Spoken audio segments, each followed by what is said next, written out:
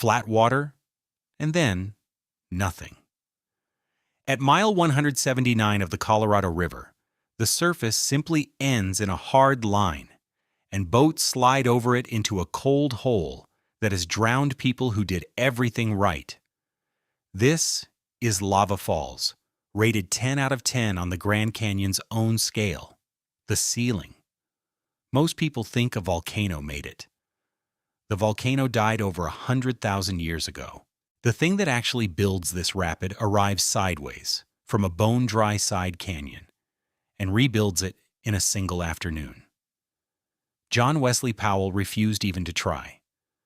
So let me tell you where you actually are when you reach that line, because the geography is the whole story. And almost everyone gets the geography wrong.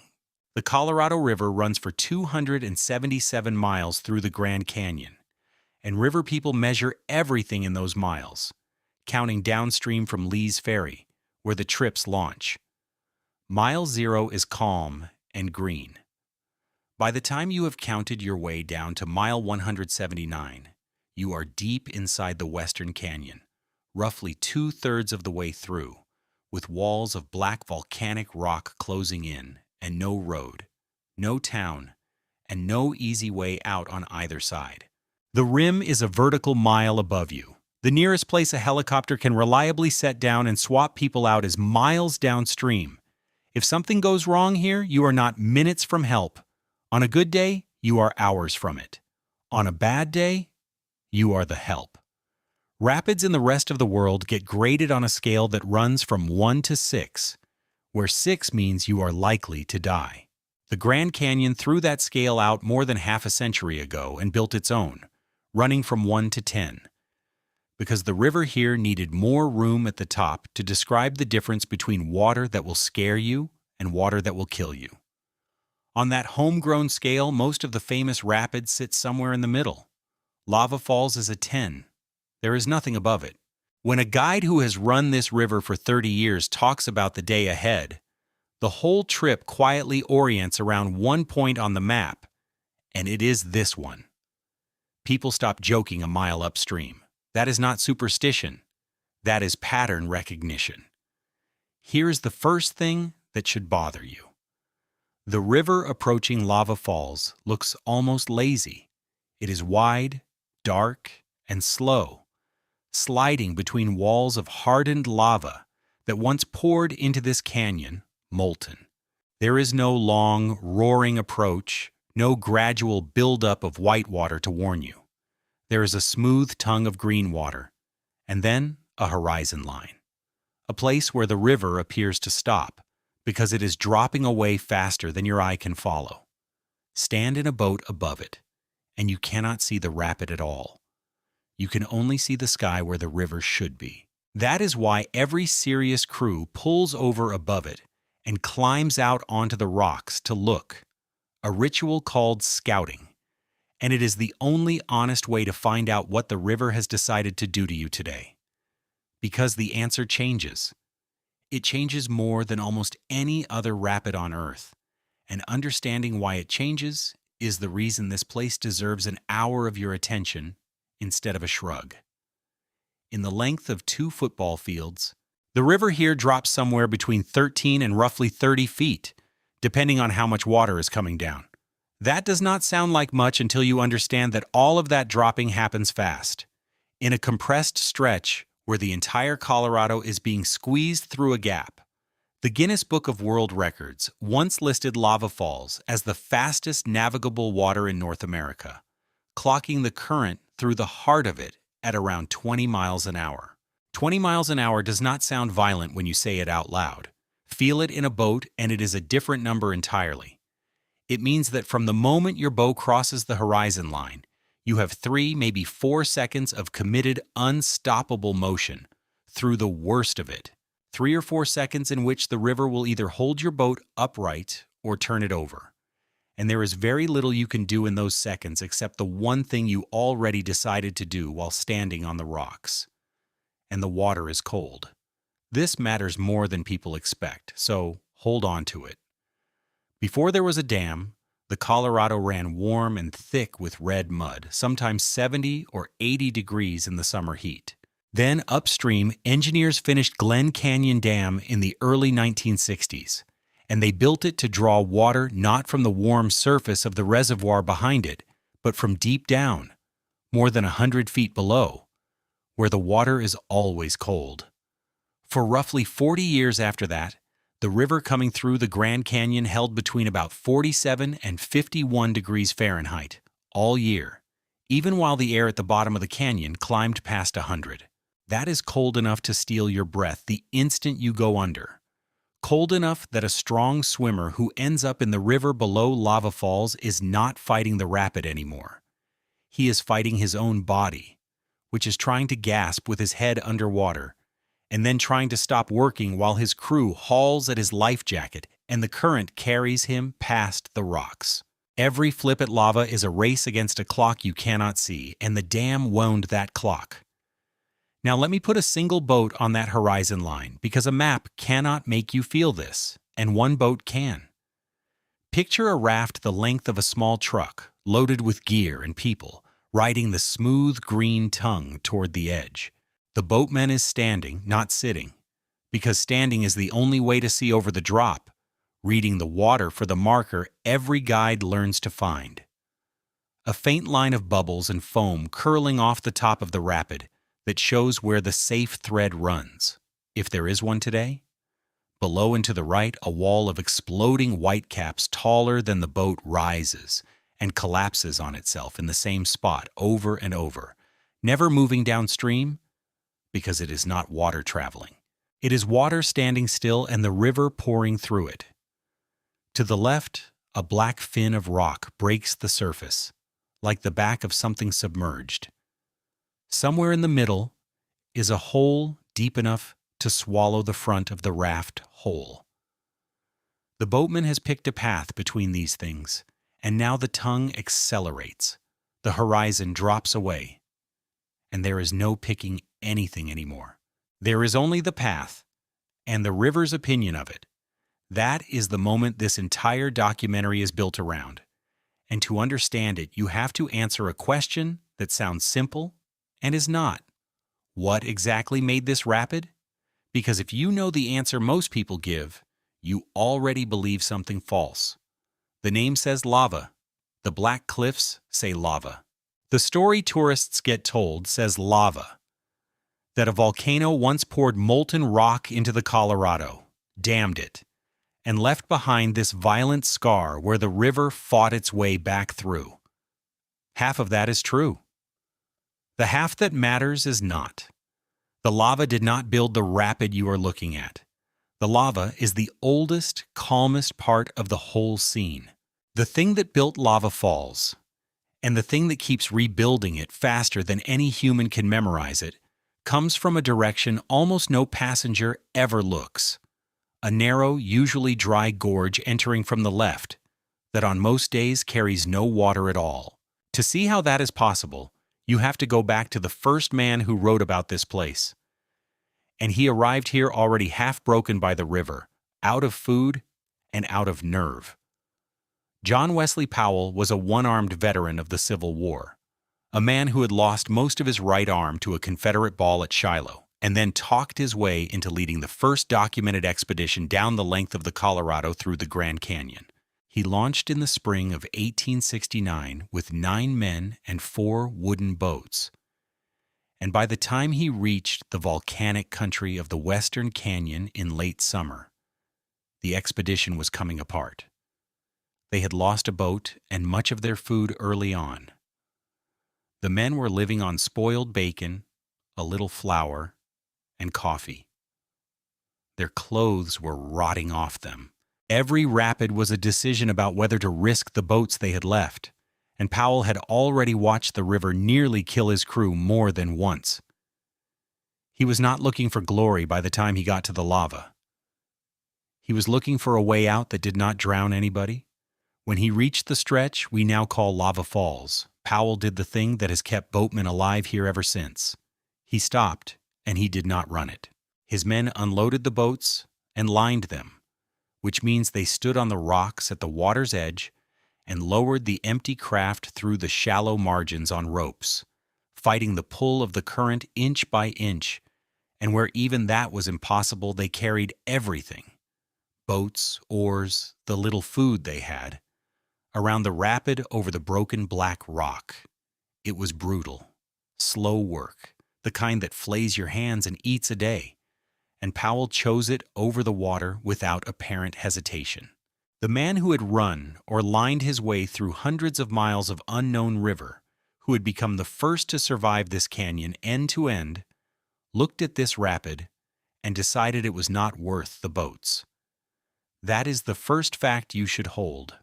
The person with the most reason on earth to be brave here chose the rope and the portage. But Powell was a scientist as much as an explorer, and while his men wrestled the boats, he was looking up and reading the walls. And what he saw there is the origin of the whole misunderstanding.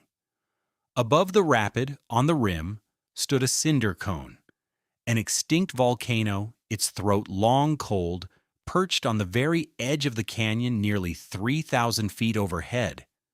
Down in the gorge, the rock told a story of fire. Powell could see where molten lava had once poured over the rim and down into the canyon, where it had cooled into black columns and dark cascades frozen in stone. He understood immediately what it meant. Lava had once flowed into a canyon that already had a river running through it. In his journal, he wrote the line that everyone still quotes, "What a conflict of water and fire there must have been here." And then he went further, imagining a river of molten rock running down into a river of melted snow, the seething and boiling of the water, the clouds of steam rolling into the heavens. It is one of the most vivid things anyone has ever written about this canyon, and it planted an idea that has misled visitors for 150 years. The idea that what makes lava falls dangerous is the lava. Powell was right about the ancient event and wrong about the modern danger, and the gap between those two things is the entire mystery. He was correct that lava once flowed here on a scale that is genuinely hard to hold in your mind. Geologists working this stretch in the decades since have mapped the remains of at least a dozen separate lava dams, maybe 13 or more, that formed at different times across a 70-mile reach of the canyon, from around mile 178 downstream past mile 250. Eruptions from the volcanic field on the north rim sent lava spilling over the edge and into the gorge again and again over hundreds of thousands of years, and each time it pooled and hardened, it plugged the Colorado like a cork in a bottle. The estimates of how tall those dams grew vary widely, and honest sources disagree. Some reconstructions put the largest of them at several hundred feet. Others argue for a barrier that filled the canyon well over 2,000 feet high, backing the river up into a reservoir that would have stretched for well over 100 miles.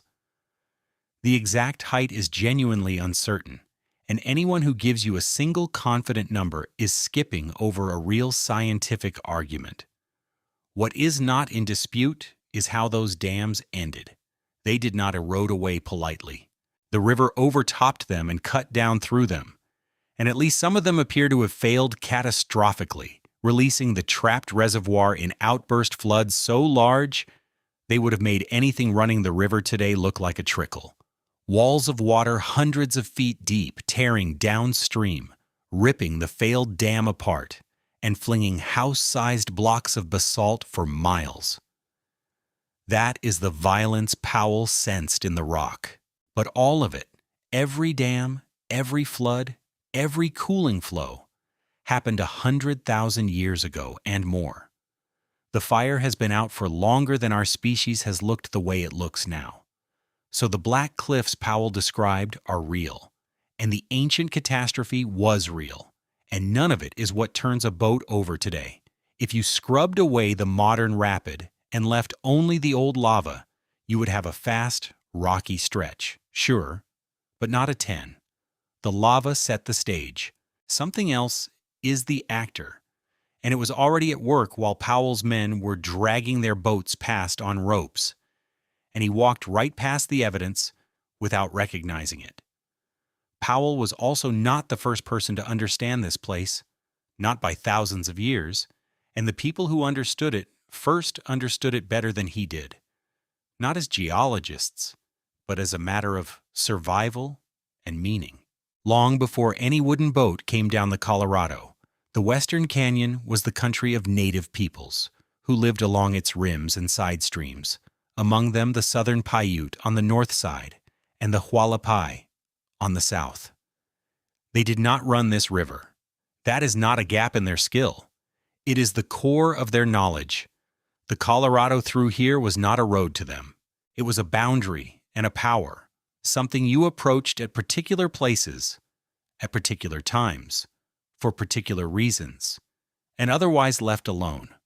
About a mile above Lava Falls, a lone black tower of volcanic rock stands up out of the middle of the river, a hardened remnant of that ancient fire that the water has not yet been able to remove. River guides today call it Vulcan's Anvil. To the Hualapai, it is a sacred site, and many boaters following that lead pass it in silence. For the Southern Paiute, the volcanoes of this region were not scenery. They were part of ceremony and story, woven into how the land itself came to be. These were not people who lacked the nerve to run the rapid. These were people who had lived beside it long enough to know the difference between the river you use and the river you respect, and to build that difference into their culture rather than learn it one drowning at a time. That distinction between adapting to the river and forcing the river to fit your schedule is going to come back over and over in this story. Because almost everyone who died here died on the wrong side of it. The people who knew this country oldest treated the big water as something to work around. The people who came later, with better boats and tighter timelines and something to prove, treated it as something to get through. And the river, indifferent to both, kept doing the one thing it has always done here, the thing Powell missed while he read the ancient fire in the walls. It kept being rebuilt from the side. Because the real engine of Lava Falls was never the volcano on the rim. It was the dry canyon at his feet, and it would take another century and a team of geologists with survey instruments to prove it. For 27 years after Powell, nobody ran Lava Falls. Expeditions came down the Colorado. Surveyors, prospectors, a railroad man named Robert Brewster Stanton scouting a route for a line down the river gorge. And when they reached this rapid, they did what Powell did. They lined it, they portaged it, they got out and walked. The pattern held for a generation.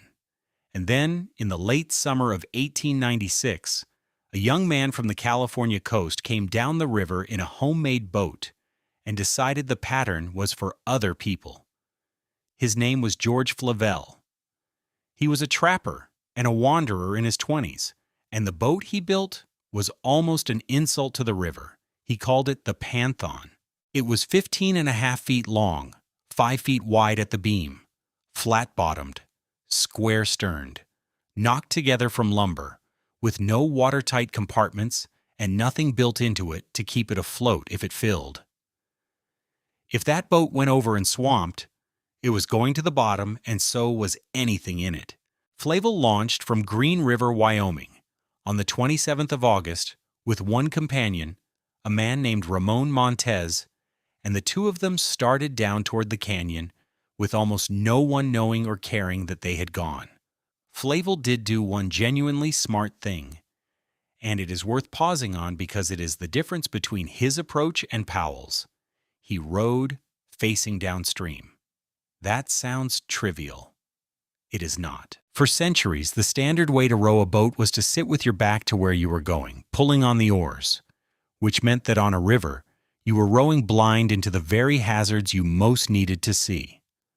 Flavel turned around. He set his boat up so he could face the rapids as he entered them, watching the water, working the oars, to place the bow where he wanted it, correcting in real time instead of guessing. It gave him something Powell's crews never had at the moment of commitment. His own eyes on the drop as he went over it. It is essentially the technique still used to run big water in a rowing boat today. and a self-taught kid worked it out on the fly in 1896. When the Panthon reached Lava Falls, Flavel scouted it, the way everyone does, and then he made the decision that Powell would not. He got back in the boat and ran it. We know he understood exactly what he was gambling, because he wrote it down. In the log he kept of the journey, later published as the Log of the Panthon, he set out the stakes with a black kind of humor that tells you he was not naive about the odds.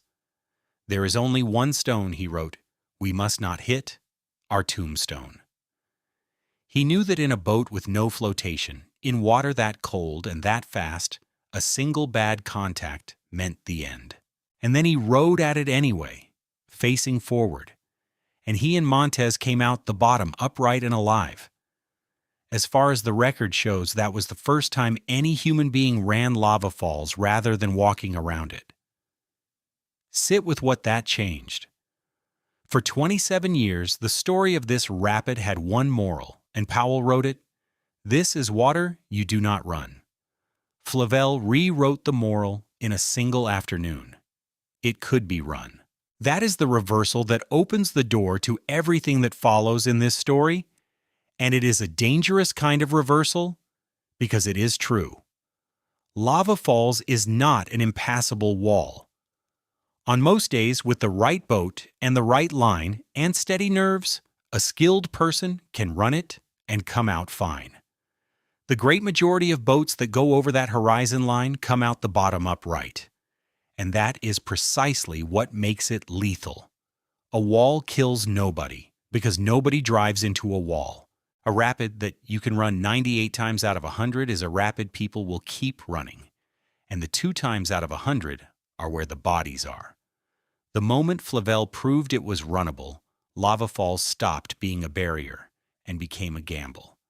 And a gamble is something human beings cannot leave alone. But there is a second thing hiding in Flavel's run, and it is the thread that pulls us into the real mechanism. The rapid Flavel ran in 1896 was not the rapid you would run today. It could not have been.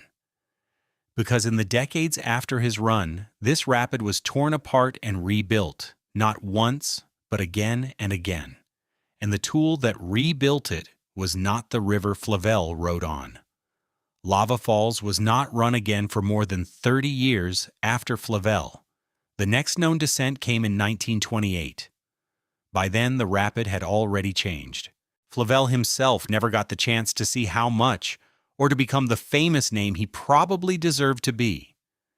His companion Ramon Montez left the river after the expedition and, as far as the record goes, was never heard from again. Flavel himself was dead within 5 years, killed in Mexico in 1901 under circumstances that had nothing to do with the Colorado. His log sat in obscurity for decades until a river historian named Doc Marston dug it out in the 1940s and gave him his due. And Marston, as it happens, is a man we are going to meet again in the middle of this river, in a very different kind of boat. So we have 2 facts sitting next to each other now, and they do not fit. Powell refused to run it. Flavel ran it and lived. Both were right, because they were not describing the same rapid, and neither of them understood what was actually building the thing they were arguing about. To understand that, you have to stop looking at the river and start looking at the dry, dark slot in the canyon wall coming in from the left, the one that on the day you float past it will almost certainly have not a drop of water in it. That slot is called Prospect Canyon, and everything violent about Lava Falls comes down it. Prospect Canyon enters the Colorado from the south on river left, right at the head of Lava Falls. If you float past it on an ordinary day, you will barely notice it. A steep, rubble-choked side canyon, dry as a bone. No stream, no waterfall, nothing moving. It looks dead. It is the most alive thing in this entire story. Because Prospect Canyon drains a large area of high country back away from the river, and when a storm parks over that high country, all the water that falls has only one way down, and it funnels into Prospect and comes at the Colorado like a fist, Here is the machine, step by step, because the sequence is the whole point.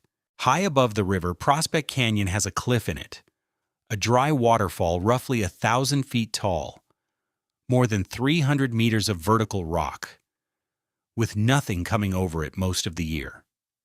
At the base of that cliff sits a deep pile of loose, broken rock and sediment, the debris that gravity and weathering have shed off the walls over centuries, sitting there unconsolidated, just waiting. When a heavy storm hits the drainage above, a regional winter storm, a violent summer thunderstorm, sometimes the remains of a tropical system that is pushed up from the Pacific, water sheets off that high ground and pours over the 1,000-foot cliff all at once. Geologists have a plain name for what happens next. They call it the fire hose effect. The falling water hits the pile of loose rock at the base like a fire hose hitting a dirt bank. And it doesn't just wet it, it liquefies it. The whole saturated mass of rock and mud fails at once and starts moving downhill as a single slurry. And that slurry is not a flood of water carrying some mud. It is the opposite. It is a flood of rock and mud, thick as wet concrete, carrying its water inside it. And it comes down Prospect Canyon and slams into the side of the Colorado. This is a debris flow. And to understand why it can rebuild a rapid overnight, you have to understand what it can carry. Ordinary river water can roll small stones. A debris flow moving down Prospect Canyon has been measured. Through the physical evidence it leaves behind, carrying boulders weighing as much as 30 metric tons. Single blocks of black basalt the size of delivery trucks, bobbing along in the slurry like corks, because the thick mix is dense enough to float them. The flows come down the side canyon with discharges that geologists estimate ran into the hundreds, even 1,000 cubic meters per second at their peak. All of that rock and mud reaches the Colorado and dumps out at the mouth of Prospect Canyon, piling up into a fan of debris that shoulders straight out into the river's path. And that fan is the rapid. That is the whole secret. The fan of boulders squeezes the Colorado from the left, forcing the entire river to bend around it and accelerate through the narrowed gap. And the boulders sitting on the riverbed under that gap are what the water piles over and folds into the holes and waves that flip boats. Lava Falls is not a place where the river drops over old lava. It is a place where a side canyon keeps dumping a pile of rock into the river, and the river keeps trying to shove it aside and failing. And here is the detail that makes it genuinely eerie. Almost nobody has ever seen it happen. A debris flow out of Prospect Canyon is over in minutes, and it is triggered by storms up on the plateau, often at night, often in the violent summer thunderstorm season when few trips are even near this stretch. The rapid can be one thing when the last boat of the evening passes, and a different thing by the time the first boat of the morning arrives, with a fresh load of boulders dumped in the dark by a storm that nobody on the river below ever saw, only heard, maybe, as a distant roar up a side canyon in the night. The people who reshaped this rapid most violently are not people at all. They are individual thunderstorms, most of them anonymous, that reach down a dry gorge for a few minutes, years, or decades apart and rearrange the deadliest water in North America while everyone was asleep or gone. Now put a number on the squeeze, because the number is what makes the mechanism real. In Powell's day, before the big modern debris flows, the fan at Prospect pinched the Colorado by only a few % of its width, a minor constriction, an inconvenience. Today, that same fan constricts the river by roughly half, and individual debris flows, in the years they have come down, have at times choked the Colorado's width by as much as 80%, shoving the entire river into a fraction of its normal channel in a single afternoon. Think about what that does to water that cannot stop coming.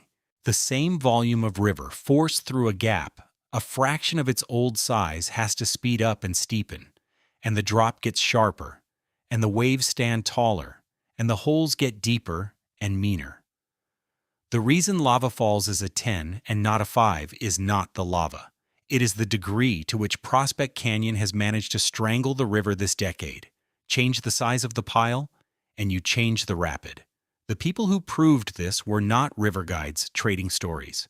They were geologists, and the key work was done through the United States Geological Survey by researchers including Robert Webb and Theodore Mellis, who mapped and dated the debris fan at Prospect and reconstructed the individual flows that built it.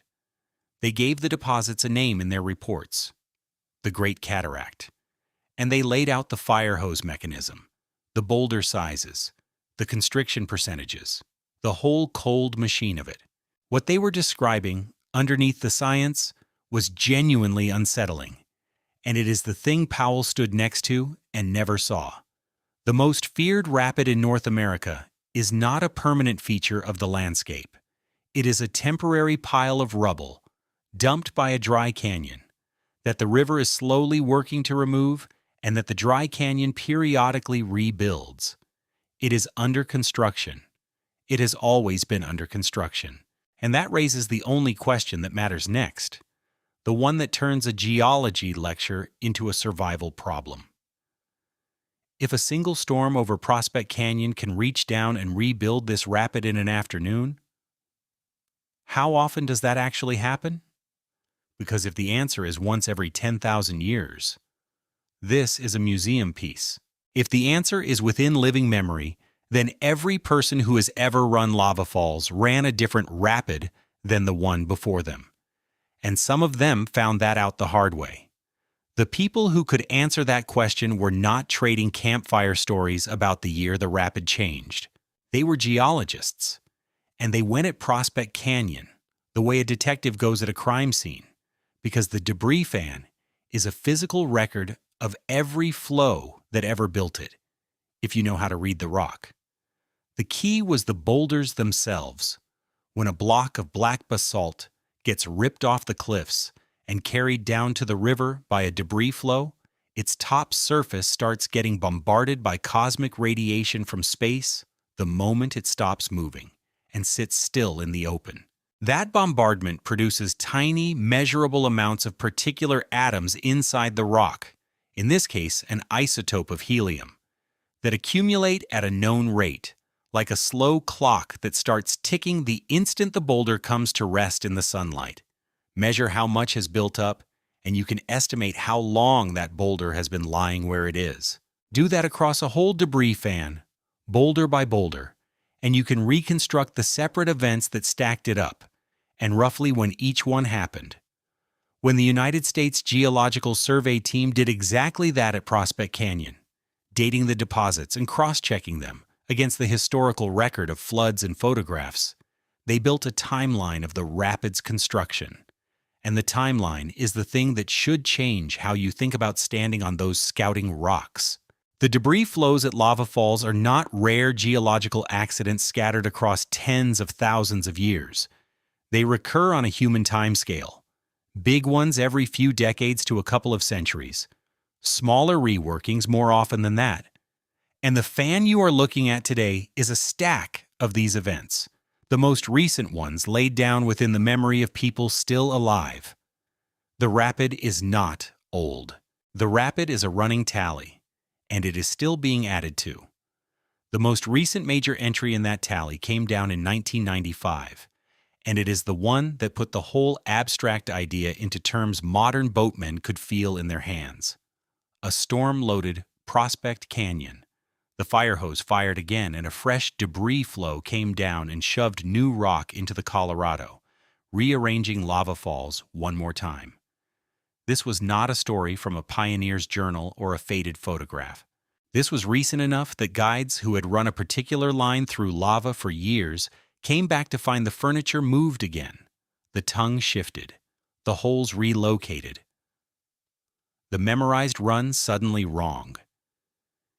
It confirmed, in real time and in front of professional witnesses, everything the dated boulders implied, that this rapid reserves the right to remake itself whenever the sky over Prospect Canyon decides, and that no amount of experience buys you a rapid that will hold still. You can run lava falls 100 times and know it cold, And a single storm you never saw can hand you a stranger on trip 101. The geologists proved the mechanism. 1995 proved it was still switched on. And that is the fact that turns all of this from history into a live hazard, because it means every one of the incidents we are about to walk through happened on a slightly different rapid than the last, built by a different storm, hiding its teeth in a different place. Line those dated flows up in order, and the clustering is the thing that should unsettle you, because it lands squarely inside a single human lifetime. Major flows came down Prospect Canyon in 1939, 1954, 1955, 1963, 1966, and 1995, among others. 6 significant rebuilds in under 60 years. Each one of those flows constricted the Colorado somewhere between about 1/3 and 4/5 of its width and completely rearranged the pattern of the rapid, moving the tongue, opening or closing the holes, shifting where the safe line ran, sometimes erasing it. That is the fact that should reorder how you think about this place.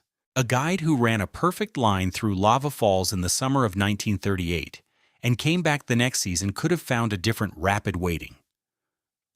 Because that winter a storm over Prospect Canyon had dumped a new pile of boulders into the river and shoved everything sideways.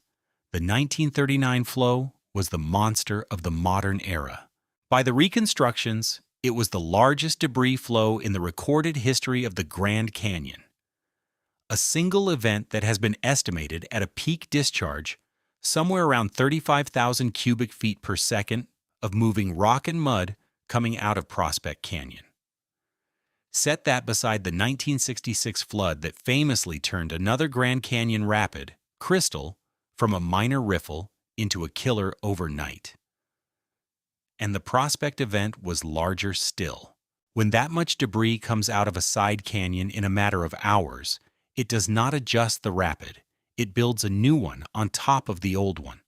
And every boat that came through afterward was reading water that had been laid down by a storm most of them never knew had happened.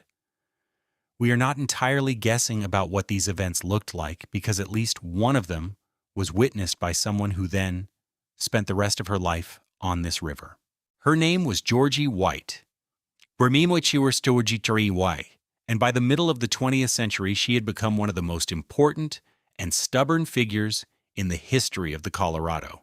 She had started by swimming stretches of the river with a life jacket, for the sheer defiance of it, and then she built a business taking ordinary paying passengers down the Grand Canyon at a time when almost nobody believed you could do that safely or at scale. She pioneered the big water approach that dominates commercial rafting to this day, lashing several large rubber pontoons together into a single enormous raft, a craft stable enough and buoyant enough to carry a crowd through rapids that would flip a small boat, and tough enough to muscle through holes that would stop anything lighter. They called her the Woman of the River, and she ran Lava Falls more times than almost anyone alive.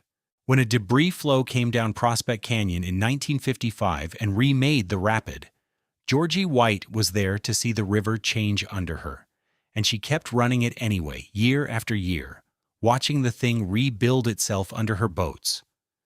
That is the human weight of the mechanism. It is one thing to read in a report that the rapid was reconstructed 6 times in 60 years. It is another to realize that a single person could stand on the Scouting Rocks and watch it happen, could run a line one summer and come back to find the river had moved the furniture, and could keep coming back regardless because the canyon was her life, and the rapid was the price of admission. The people who ran Lava Falls in the middle of the 20th century were not running a fixed obstacle they could eventually master. They were running a moving target that the sky over Prospect Canyon reset whenever it felt like it. Mastery, in the ordinary sense, was not available. The best you could do was learn to read the rapid that was in front of you today and never trust the memory of the one from last year. And then, in the middle of all this rebuilding, one particular flood added 2 features to Lava Falls that turned it from merely fast into something with named killing spots, features so specific and so consistent that guides talk about them by name a lifetime later and steer their entire run around avoiding them. To understand why those two features are so dangerous, you have to understand what actually happens to water when it is forced over a pile of boulders at 20 miles an hour. Because a wave in a rapid is not the wave you picture at the beach, and a river hole is one of the few things in the natural world specifically shaped to hold a human being under the surface and not let go. The flood came in 1957, and it did not come down Prospect Canyon. It came down the Colorado itself. This was before Glen Canyon Dam existed, when the river still ran wild and rose every spring with the snow melt off the Rocky Mountains.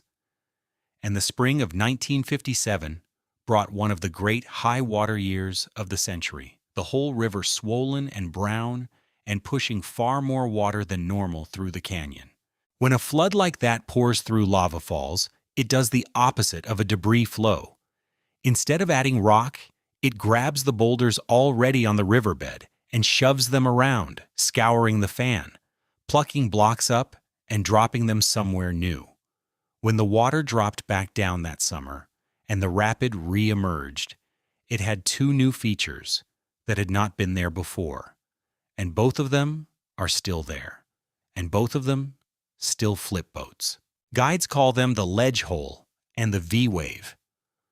Start with the V-wave because it is the one you can see from the scouting rocks, and the one that has ended the most runs.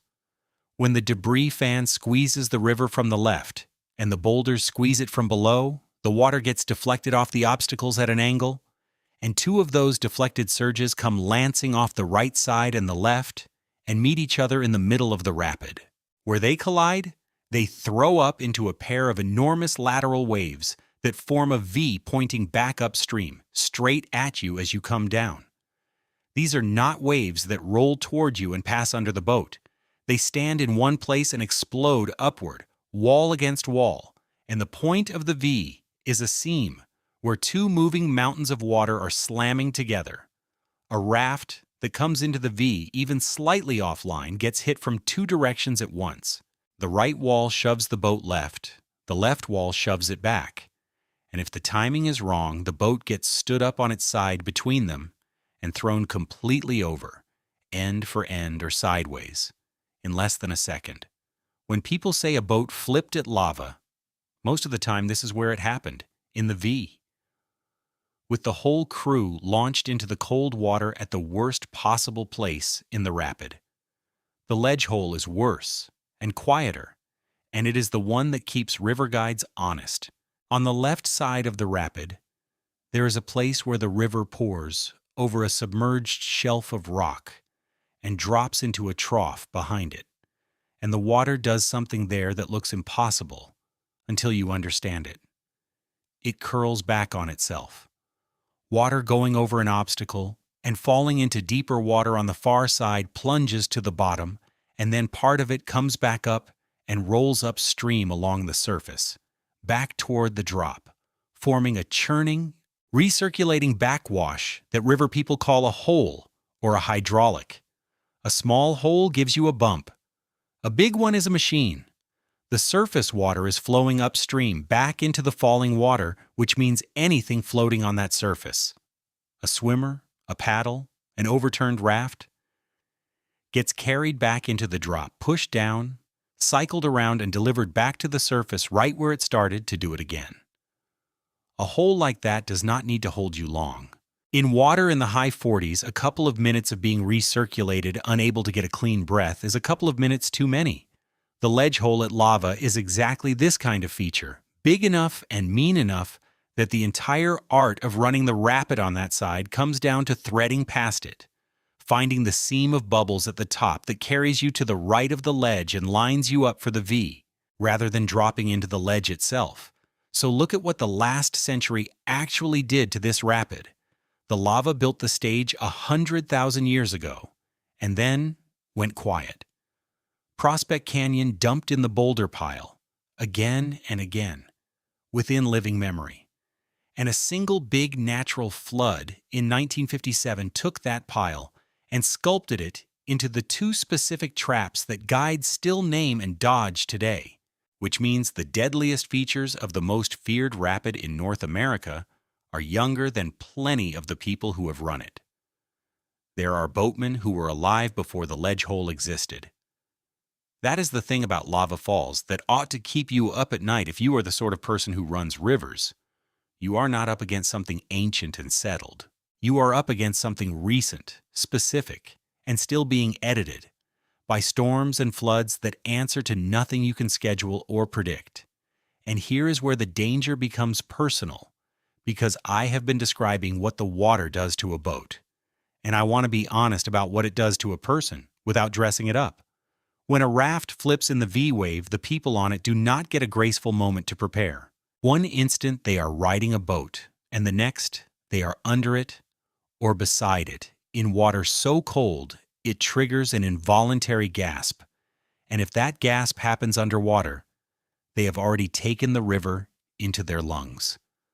The life jacket brings them up, but the current is running 20 miles an hour and full of aerated foam that a body floats in poorly, and the rocks are coming, and somewhere behind them, the ledge hole is still turning.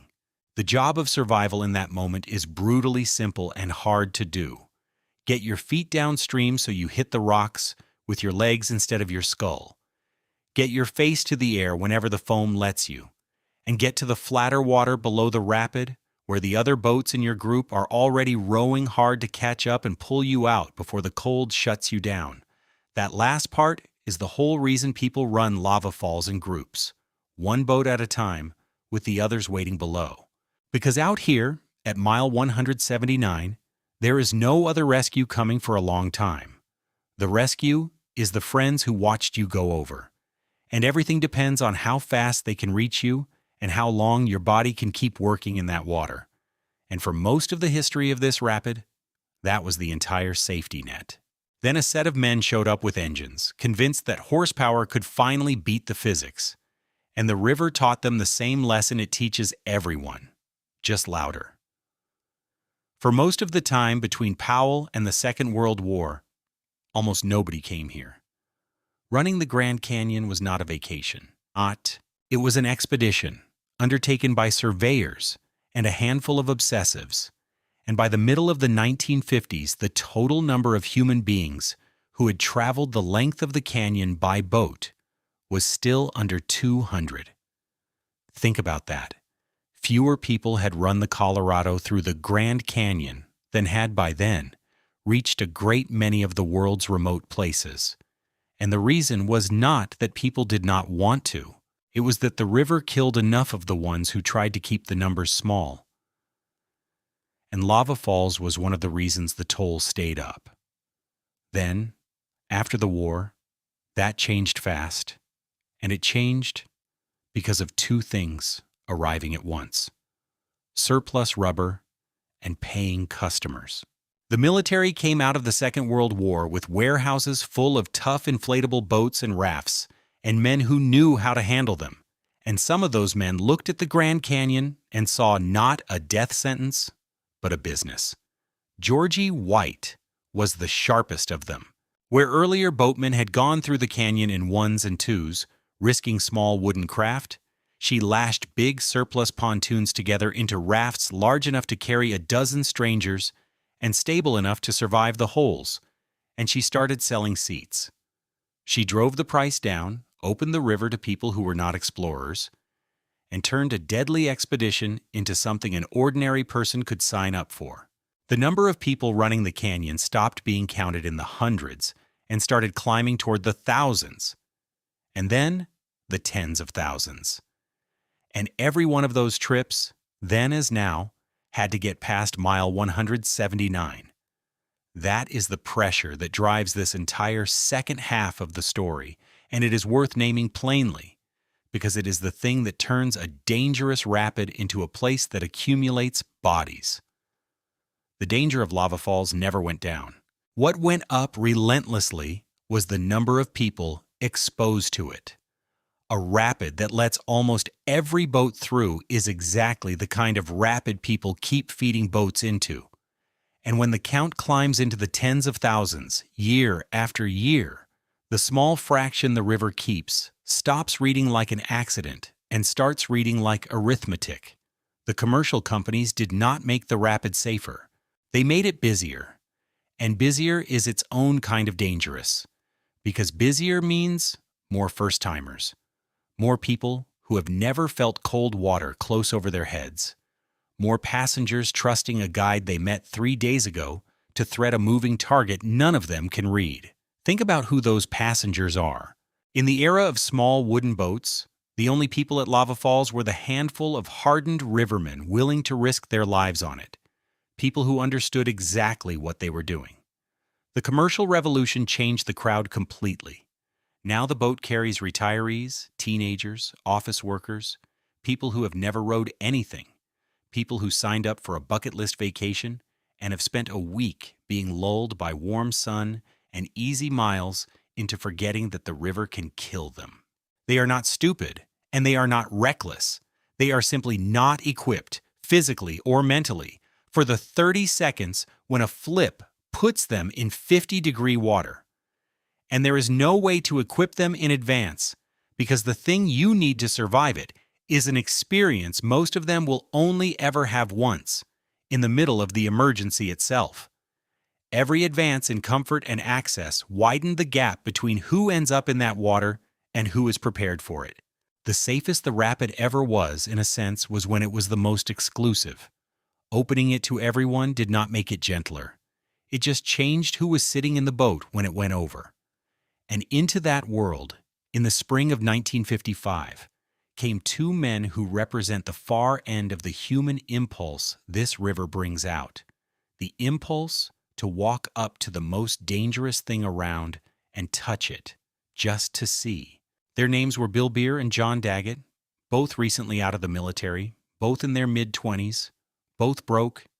They wanted to go down the Grand Canyon, and they could not afford a boat. So they decided to do it without one. They would swim it. On the 10th of April, 1955, with the water at 51 degrees and the wind driving up the canyon, Beer and Daggett waded into the Colorado at Lee's Ferry and started swimming. Their equipment was almost nothing. Thin rubber shirts, woolen long johns, swim fins, and a couple of Army surplus rubber boxes to hold their gear and give them something to hang on to. They carried a movie camera to prove they had done it. It was illegal, and it was, by any reasonable standard, insane.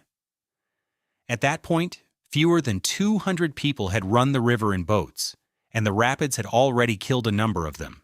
Nobody had ever tried to swim it, for the obvious reason that swimming a rapid means putting your unprotected body directly into the exact water that flips and pins boats.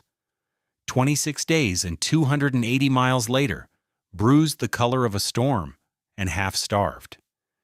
Beer and Daggett climbed out of the river at the far end of the canyon, alive. Between those 2 points, they had reached Lava Falls like everyone else, at mile 179, except that they had no boat to flip. They had only their own bodies, in that cold, going over that edge. When they went through the big rapids, they went through them the way a swimmer who has lost his raft goes through them, on their backs, feet downstream, aiming their legs at the rocks, trying to keep their faces in the air as the aerated water tried to pull them under, and the cold tried to switch them off. They chose to do deliberately, again and again, the exact thing that is the nightmare outcome for every passenger on every commercial boat. And they proved something the guides already knew in their bones, that at Lava Falls, the boat is not really the point. The boat is a way of staying out of the water. The water is the thing that kills you, and the water does not care whether you arrived in a raft or on your own 2 feet. It is cold, and it is fast, and it is full of rock, and the only question it ever asks is how long your body can keep working inside it before help arrives. Which raises the question that the next chapter of this river was built to answer, and answered badly. If the danger is really the water and the cold, and the distance from help, then what happens when the people who get hurt here are not two lunatics who chose it, but a crew who did everything right deep in the canyon, with a broken body and a long way to go? What does rescue actually look like at mile 179? The men who found out first were riding the most powerful boats that had ever entered the Grand Canyon. In 1960, a river historian and boatman decided to prove that the Grand Canyon could be beaten not just going down, but going up, against the current, against the rapids, from the bottom of the canyon back toward the top. His name was Otis Marston, though everyone called him Doc, and he was the same man who had rescued George Flavel's forgotten log from obscurity a decade earlier. Doc Marston had spent his life on this river, and he'd become convinced that a new machine could do what oars and engines never had. He had heard about a family of engineers in New Zealand, the Hamiltons, who had invented a boat for the shallow, braided rivers of their own country. A jet boat which sucked water in underneath and blasted it out the back, so that it needed almost no depth and had no propeller to smash on the rocks. Marston went all the way to New Zealand, looked at the boats, and asked the son, John Hamilton, a simple question. Could these things climb the Colorado? They came to find out in the summer of 1960. 4 jet boats, each 18 feet long, each powered by a rumbling 185 horsepower V8 driving twin jets, the Kiwi, the Wee Red, the Wee Yellow, and the Doc. This was more raw power than had ever been brought into the Grand Canyon, boats that could accelerate against the current and punch through water that would stop anything else. The plan was to run down the canyon first and then turn around and drive back up it, all the way to Lee's Ferry, something no one had ever done. And their confidence was not foolish. The machines were genuinely revolutionary. On paper, horsepower was the answer to the river. Then they got to Lava Falls, and the river reminded them that horsepower is not the same thing as control. On the downstream run, one of the boats, piloted by a man named Bill Austin, came into the rapid and hit it wrong. The water threw the boat into the air. A heavy, engine-laden craft launched clean off the surface, and when it came down, it slammed into the whitewater hard enough to break Austin's leg, a compound fracture, the bone driven through the skin. Sit with that image for a second, because it demolishes the whole fantasy that power solves this rapid. The most advanced boats ever to enter the canyon, driven by expert pilots, and Lava Falls picked one up and threw it into the air and shattered a man's leg inside it. The V-Wave does not care how many horses are under the hood. It stands 2 walls of water up in front of you and slams them together. And a boat that hits that seam wrong goes where the water sends it, engine and all.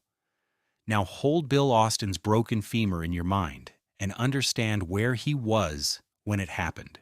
Because this is the part of the story that the engines actually made worse, not better.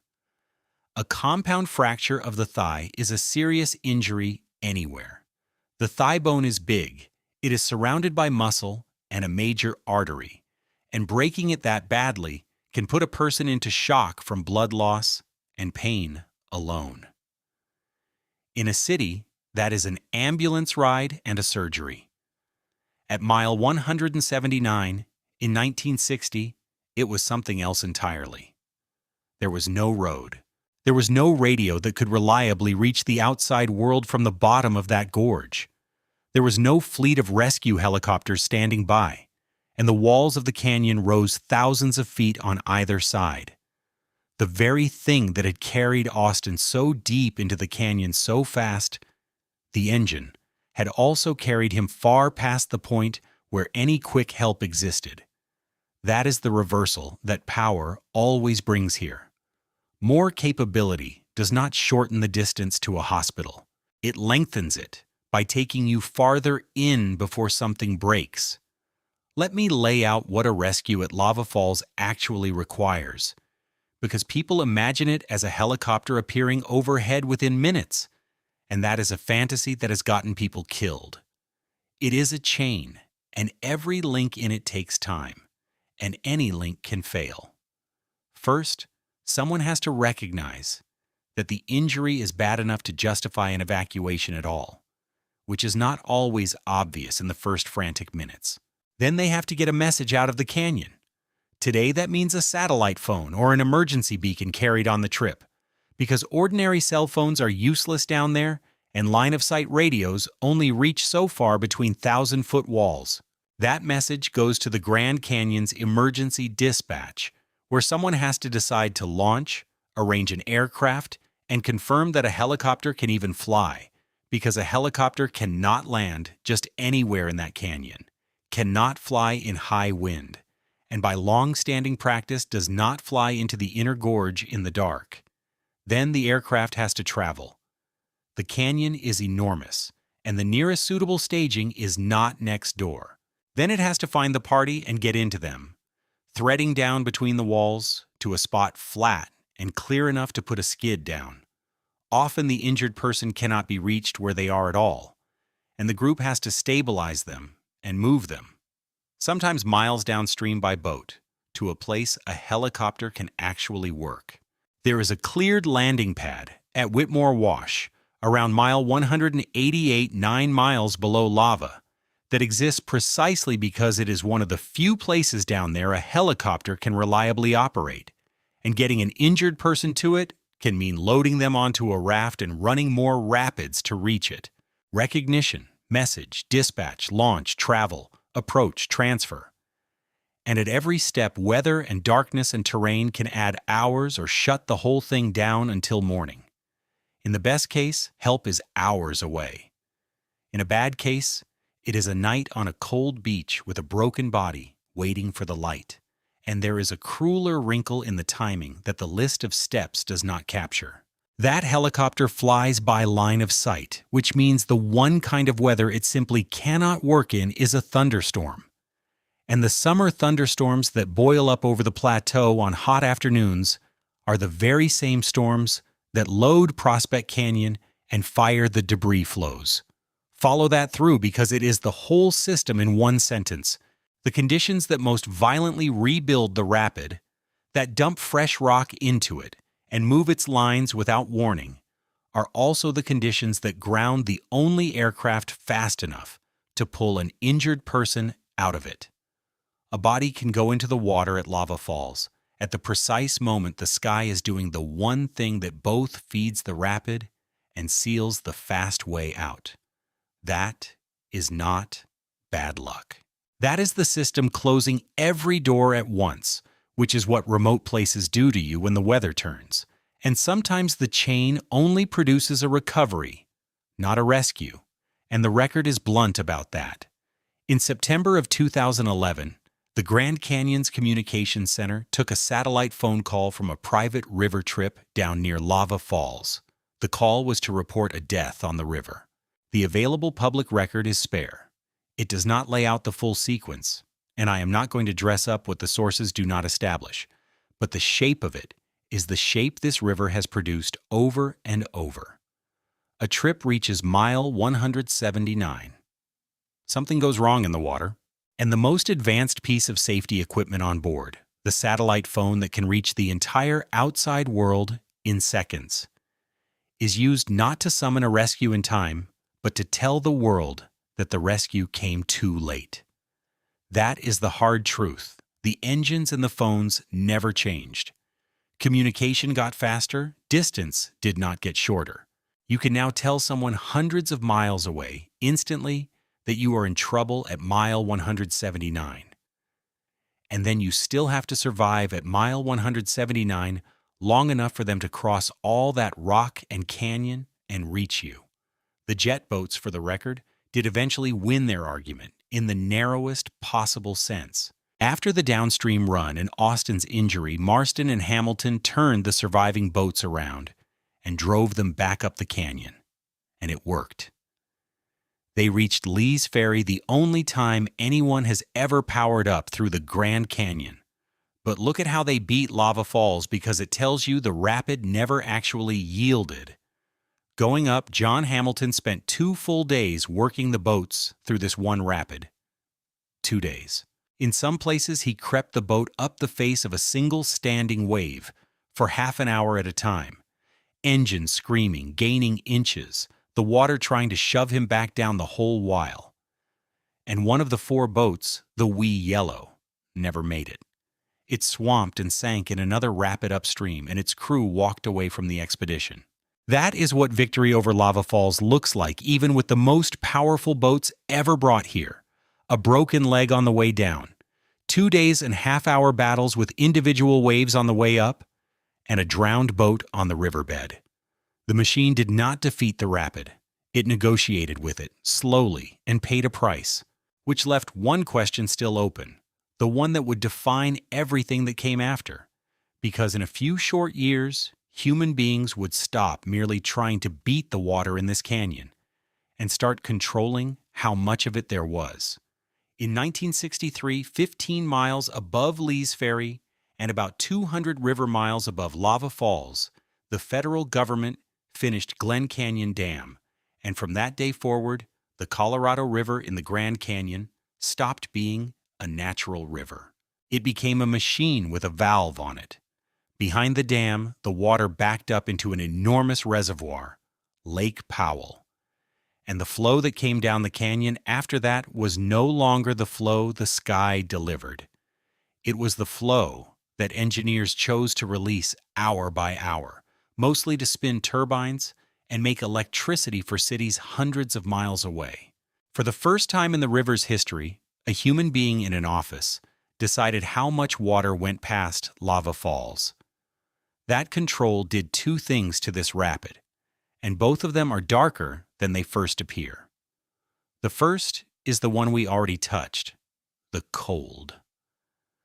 The dam draws its water from deep in Lake Powell, more than 100 feet down, where even in a desert summer the reservoir is icy, so the river below it runs in the high 40s year-round. Before the dam, a swimmer who went over at lava in July was in warm, muddy water. After the dam, that same swimmer was in water cold enough to trigger the gasp reflex and start the clock on hypothermia within minutes. The dam did not touch the rapid's shape, but it made every single swim out of every single flip more likely to kill by chilling the river that people fall into. Control of the water made the water more dangerous to be inside. There was a second change, bound up with the cold, and it altered the river Powell and Flavel knew beyond recognition. The word Colorado means reddish, and the river earned the name honestly. For all of its history, it ran thick and brown and warm, with the silt of half a continent, so heavy with mud that early boatmen said it was too thick to drink and too thin to plow. The dam settled all of that sediment out in the still reservoir behind it, and the water that came through into the canyon ran clear and green and cold, a different river wearing the old one's name. That clear, cold water is beautiful, and it is treacherous in a way the muddy river never was, because clear, cold water at 50 degrees does not look dangerous. It looks inviting on a 100-degree afternoon at the bottom of the canyon. The old Red River announced its violence in its very color. The new one hides it behind a clarity that lets you see straight down to the black boulders, right up until the moment you are in it, and the cold has your chest, and your hands are already starting to fail. The second thing is subtler, and once you see it, genuinely unsettling. Remember what actually builds Lava Falls. The debris flows out of Prospect Canyon, dumping boulders into the river. For all of history before the dam, there was a force that fought back against those debris flows, the river's own annual floods. Every spring, the wild Colorado rose enormously with the Rocky Mountain snow melt, and those spring floods had the power to reach into a debris fan, pick up the boulders a recent flow had dumped, and drag them downstream, reworking the fan, flushing the rapid, keeping it from choking itself completely closed. The river built the rapid from the side and then partly unbuilt it from upstream, over and over, a rough balance. The dam ended that balance. By capping the peak flows and eliminating the Great Spring floods, Glen Canyon Dam drastically reduced the river's ability to rework its debris fans, which means that now, when Prospect Canyon dumps a load of rock into the Colorado, the tamed river below the dam no longer has the muscle to shove it aside the way the wild river did. The boulders stay. The fan grows. The constriction tightens and does not loosen. In the plainest terms, the dam that was supposed to control the river quietly took away the one tool the river had for keeping lava falls from getting worse. Every debris flow now writes in a little more permanent ink than it used to. So the people who built the dam did not tame lava falls. They made its water colder, and they disarmed the force that used to keep it in check. And then, 20 years after they closed the dam, they discovered the limit of the word control in the most frightening way possible in the spring of 1983. Here is what happened. The people who run Glen Canyon Dam have to guess, each year, how much snow is going to melt into the river and fill Lake Powell. And they try to keep the reservoir as full as they safely can because a full reservoir means more water stored and more power generated. Going into the summer of 1983, they had left room for a normal amount of runoff. 1983 was not normal. A huge mountain snowpack, followed by a sudden warm spell that melted it fast, sent far more water toward the reservoir than the forecasts had allowed for, and it came faster than anyone had planned. Lake Powell rose toward the top of the dam. The operators were suddenly in a situation they had spent 20 years assuring the public could not happen. They had more water than they had room for, and they had to get rid of it fast by dumping it down the canyon. They opened the spillways. The emergency tunnels bored through the rock on either side of the dam, meant to carry overflow safely around it, and the spillways started to come apart.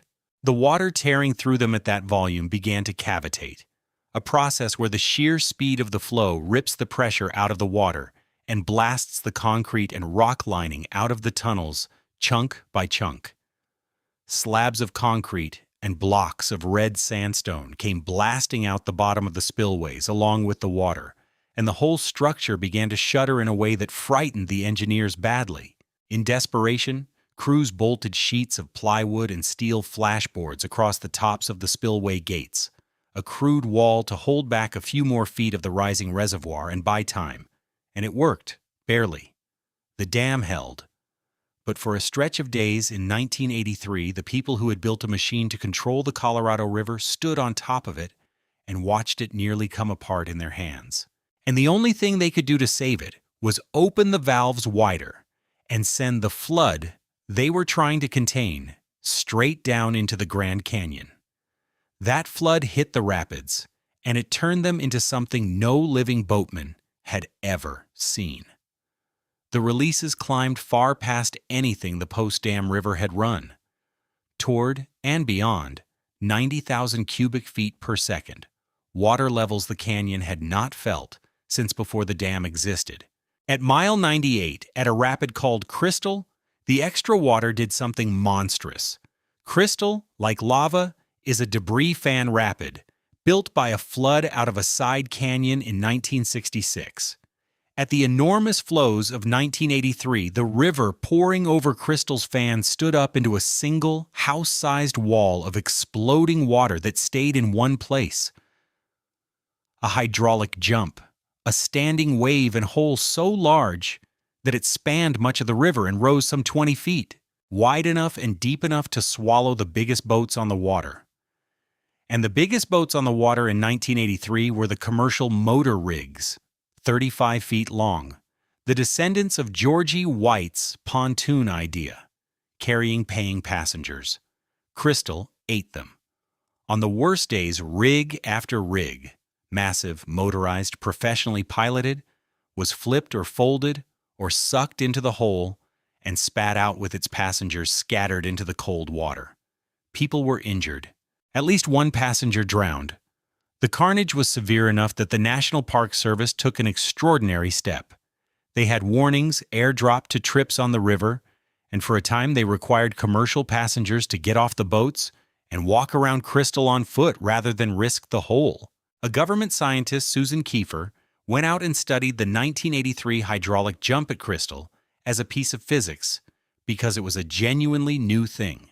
A rapid transformed into a killing machine, not by a storm or a debris flow, but by a decision at a dam 200 miles away.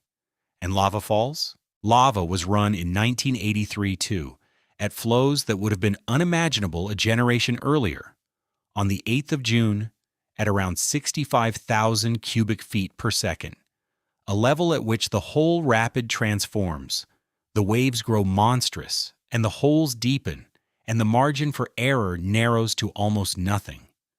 The same dam release that nearly tore Crystal's passengers apart was remaking lava at the same moment, because they were drinking from the same valve. This is the reversal that should reframe the entire modern era of this river. For 20 years, the story had been that the dam had tamed the Colorado, that the wild floods were over, that the river was under human management now. 1983 proved that the taming was conditional. When the snow came down harder than the forecast allowed, the managers did not control the river. The river controlled them, and they saved their dam by unleashing exactly the kind of flood they had promised was finished, straight into a canyon full of people. The dam did not remove the danger of the big water. It just moved the hand on the valve from the sky to a person, and a person, it turns out, can be forced to open it all the way. Which leaves the last question this river has to answer. And it is the one nobody saw coming. Because for 40 years, everyone assumed the danger at lava falls was too much water. What happens when there is not enough? Come to the present and watch how a modern trip actually handles this rapid, because the ritual has barely changed since Powell. And the fact that it has barely changed tells you everything about how little the technology really solved. A commercial or private group floats down through the quiet water of the morning. And a mile or two above the rapid, the mood on the boats shifts. The guides get quieter. They start watching the left wall for the mouth of Prospect Canyon, because Prospect is the marker. When you see that dark side canyon coming in, you are there, just above the horizon line. On the right side, there is an eddy, a patch of water circling back on itself against the bank, and the boats pull into it and tie off. Nobody runs lava blind.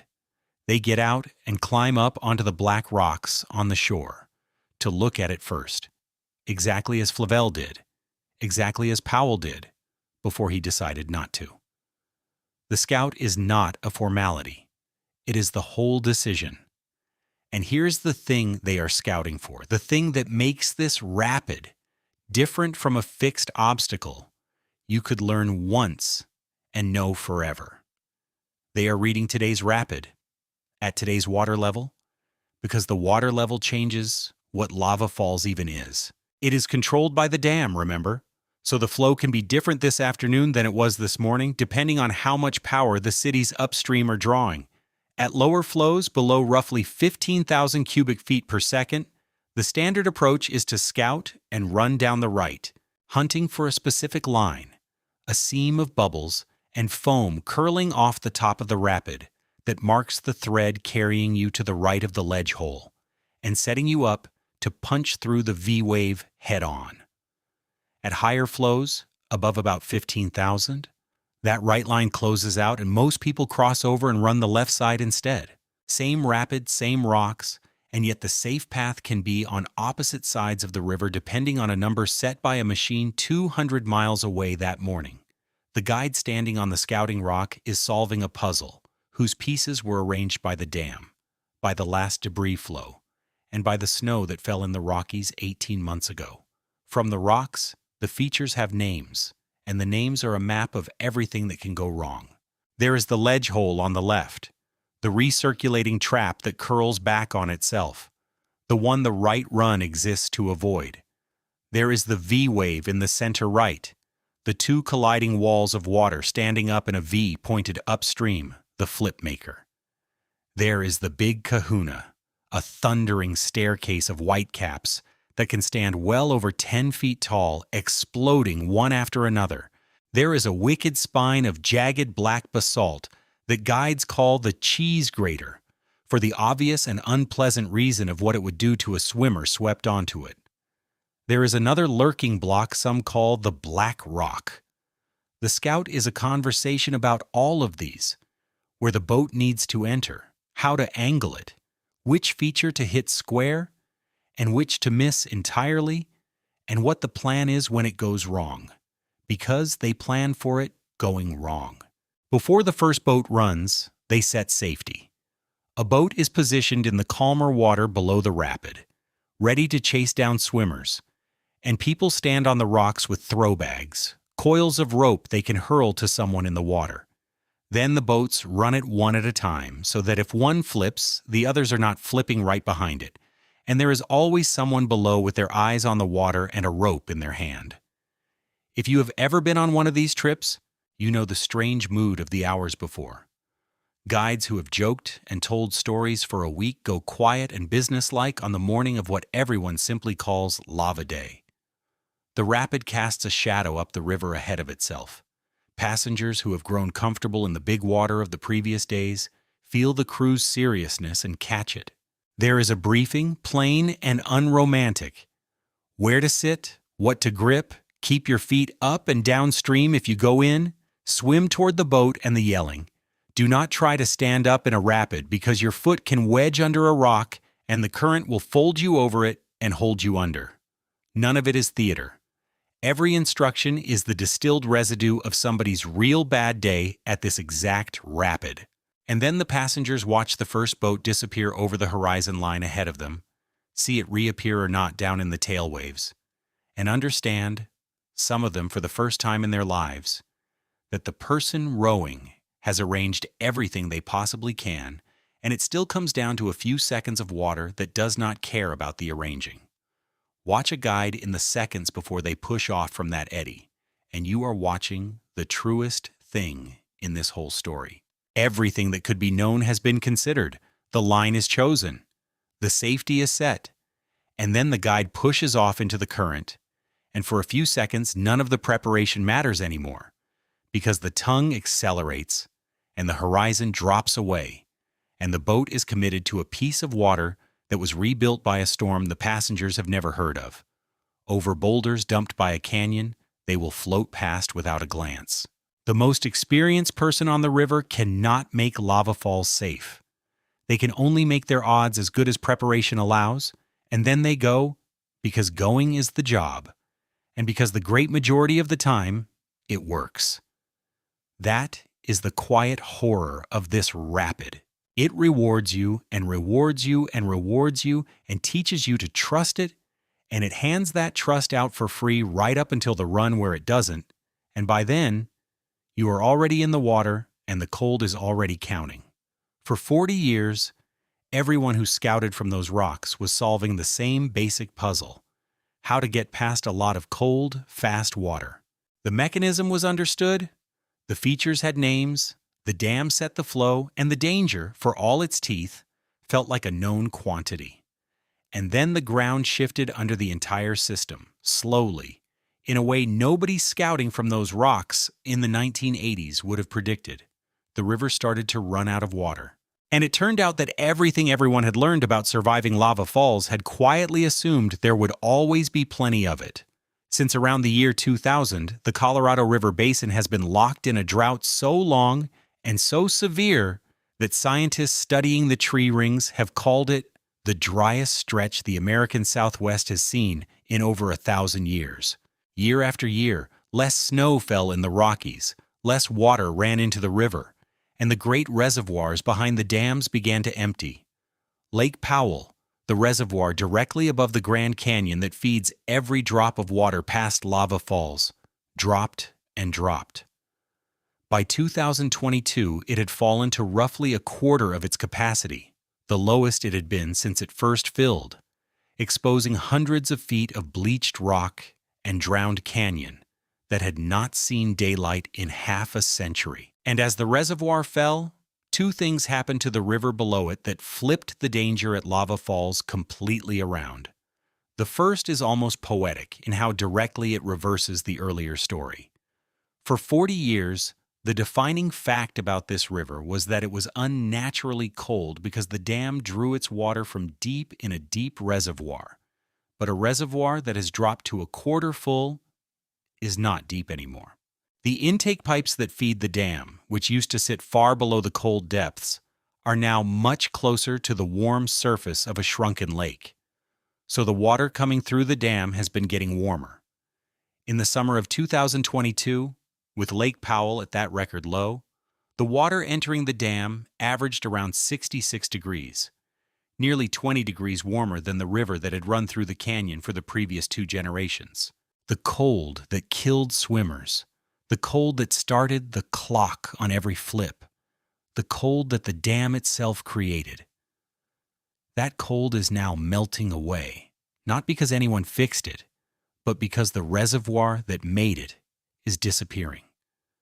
And warmer water brings its own new dangers, letting predatory fish that were once blocked by the cold slip through the dam and into the canyon, unraveling an ecosystem that had reorganized itself around 50-degree water. Even the temperature of this river, it turns out, was never a fixed fact. It was a side effect of how full a reservoir happened to be. The second thing is the one that puts people back in the water, and it is brutally simple. Less water in the reservoir means the dam releases less water down the canyon, and less water down the canyon means a lower, thinner river running through the rapids. And a lower river does not make a rapid gentler. It makes it meaner in a different way. Remember what Lava Falls actually is: a river squeezing over a pile of boulders. When the river is high, the water is deep enough to bury many of those boulders and roll over the top of them. When the river drops, those same boulders start to stick up out of the surface. Serra de Certas. The channel gets narrower and shallower and rockier, and the line a boat has to thread gets tighter and less forgiving. Rocks that were harmlessly underwater last decade are now exposed teeth. The rapid becomes, in the language of river people, more technical, meaning there is less room for error, more obstacles to hit, and less cushion of water between your boat and the hard black basalt underneath. This matters most for the exact boats that carry the most people. Roughly 2/3 of the commercial trips through the Grand Canyon run on big motorized rigs. 30-plus foot rafts descended from Georgie White's pontoons, and those big rigs need water.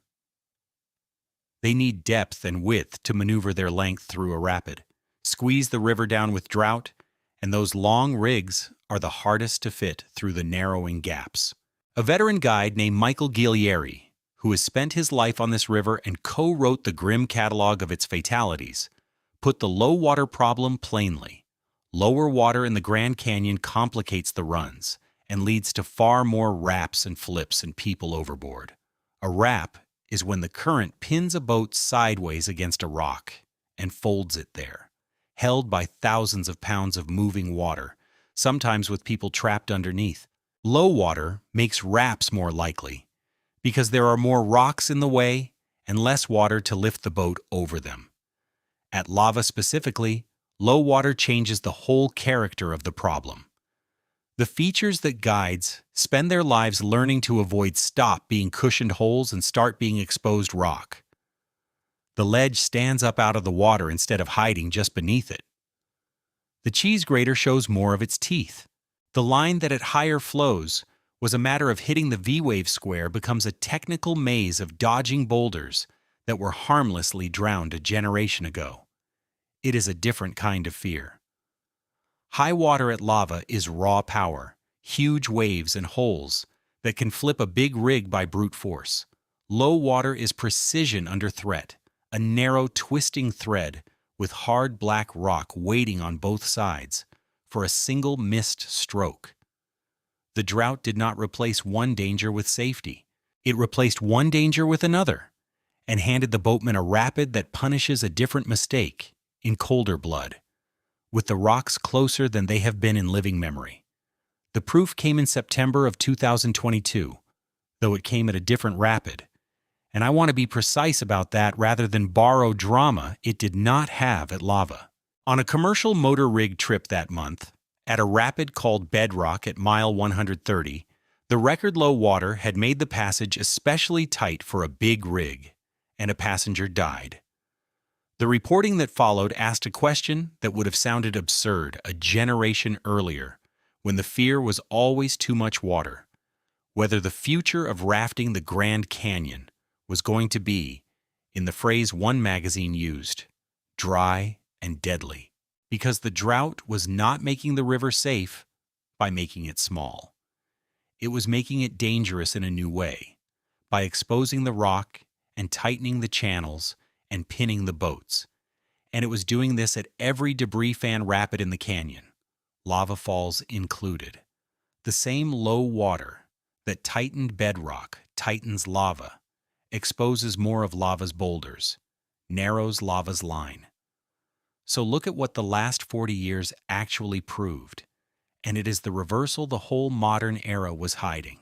In 1983, the river nearly killed people at Crystal because there was too much water, a flood dialed up out of a dam that had lost control.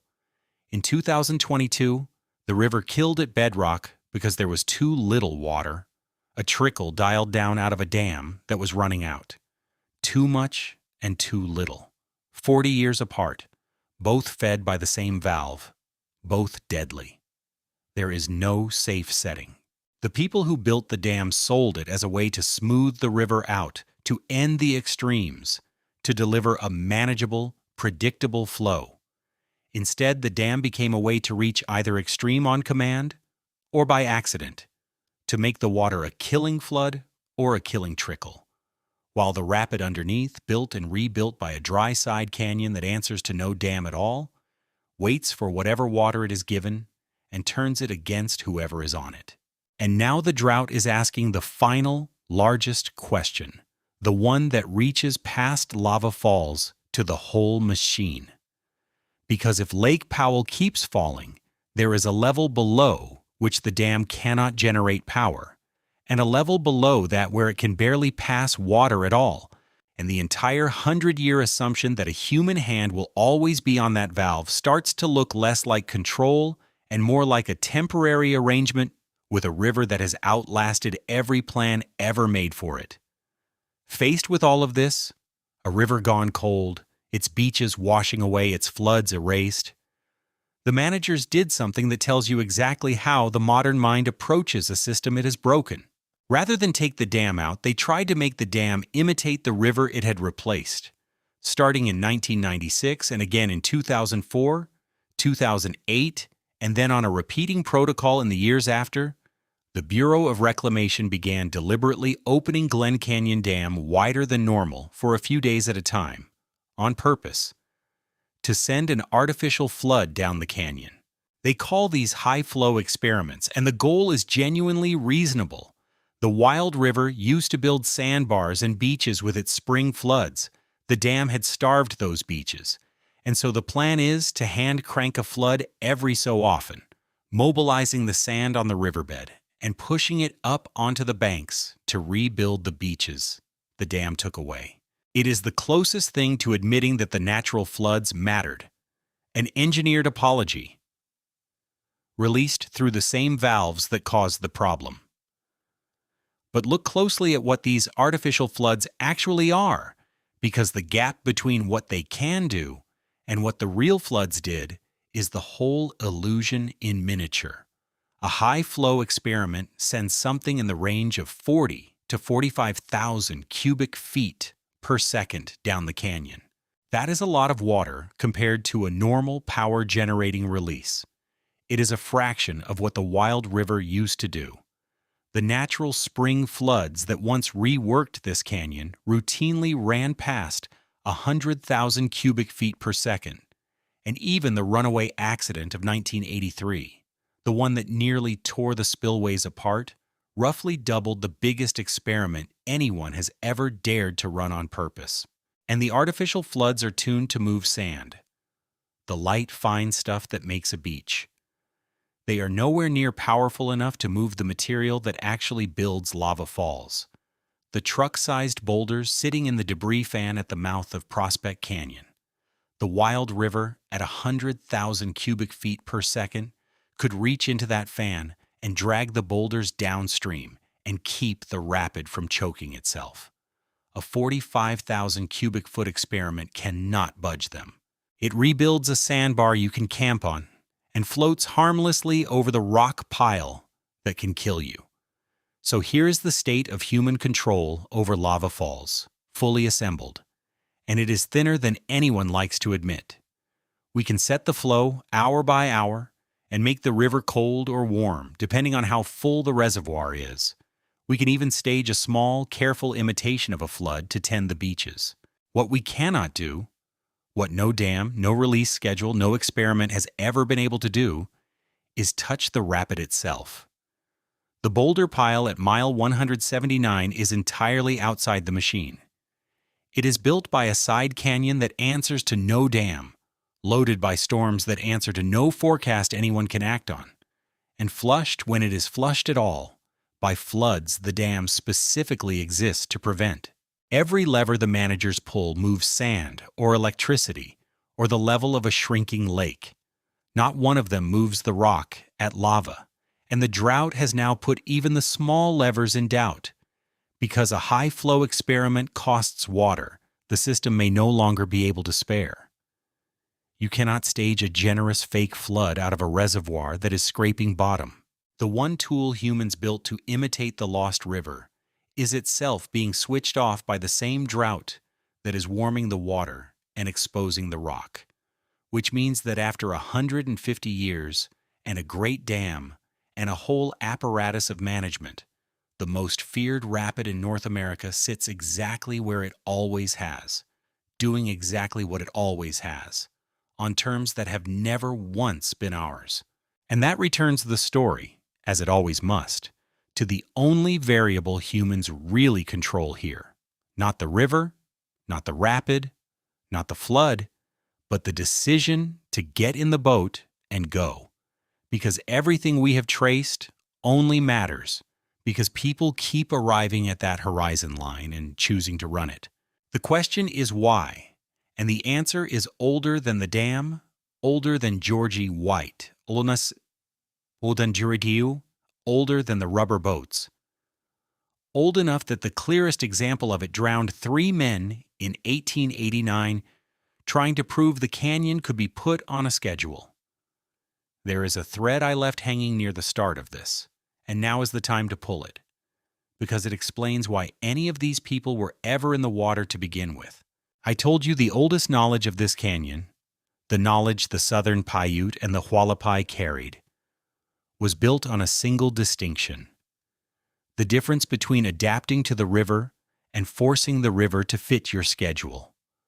Almost everyone who has died on this river died on the wrong side of that line. And the clearest, coldest example of forcing the schedule came from a man who did not want to run the Grand Canyon at all. He wanted to build a railroad through it. His name was Frank Brown, and in 1889 he was the president of a company with a genuinely audacious plan: the Denver, Colorado Canyon and Pacific Railroad, a line that would run at water level through the canyons of the Colorado, from Colorado all the way to the Pacific coast. A railroad at the bottom of the Grand Canyon. To find out whether it could be built, Brown hired an engineer named Robert Brewster Stanton, and in the spring of 1889, the two of them led a survey party down the river to map a route. This was not adventure for its own sake. This was capital and ambition and a timetable. And Brown, worried about weight and cost and speed, made a decision that tells you exactly which side of the old distinction he stood on. He decided the party would not carry life preservers. They cost money, they took up room, and they would slow things down. The river, he apparently believed, could be surveyed the way you survey a prairie: on schedule, on budget, on your own terms. By mile 12, at a rapid called Soap Creek, the river answered him. Brown's boat flipped in the cold, fast water, and with no life preserver, in a canyon 100 years before helicopters, he was carried under and drowned almost immediately. There is an inscription carved in the rock near that rapid marking where the president of the railroad went into the water and did not come out. And the river was not finished making its point. 5 days later, further down in Marble Canyon, at 25 Mile Rapid, 2 more men from the same survey, Peter Hansbrough and Henry Richards, drowned the same way. Spilled into cold water without the flotation that might have saved them. 3 men dead in under a week, on a survey that had assumed the river would cooperate with a business plan. Here is the part that makes Stanton worth remembering, and that closes the loop the Paiute opened. He did not quit, but he did not repeat Brown's mistake either. He retreated, reorganized, and came back late that same year with better boats, and this time life jackets for every man. And on the second attempt, respecting the river's terms, instead of his own timetable, he got his party through and completed the survey in the spring of 1890. The difference between the expedition that killed 3 men and the expedition that succeeded was not courage, and it was not skill. It was whether they came on the river's terms or their own. Stanton, incidentally, when he reached Lava Falls, did the sensible thing and lined and portaged it, exactly as Powell had. The man who had watched 3 colleagues drown by underestimating the water did not gamble it at the worst rapid in the canyon. And the railroad, for all its capital and ambition, was never built. The canyon simply refused it. The river Brown tried to schedule is still there. The company that tried to schedule it is a footnote. That is the engine underneath this entire story, and it did not switch off when Brown drowned. The canyon has been pulling people in for 150 years, for reasons that have nothing to do with the rapid and everything to do with what people want. A railroad route, a survey contract, a paying customer, a photograph, a story to tell. The private certainty that they can handle water that beat the last person. Georgie White pulled in tens of thousands by making it a business. The commercial companies today run something like 20 to 25,000 people down this river every year, and every one of those trips has to pass mile 179. And the demand is so far past the supply that the National Park Service has to ration access. If you want to run the river on your own, without a commercial outfit, you enter a lottery for a private permit, and the odds are long enough that people wait years for a launch date, refreshing their hopes season after season for the chance to go and gamble at a rapid that has killed people. Sit with that. The most dangerous rapid in North America is not something people flee. It is something they queue for years and consider themselves lucky when their name is finally drawn. The pull is not in spite of the danger.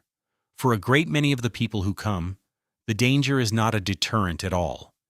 It is part of the draw, the reason the story will be worth telling afterward.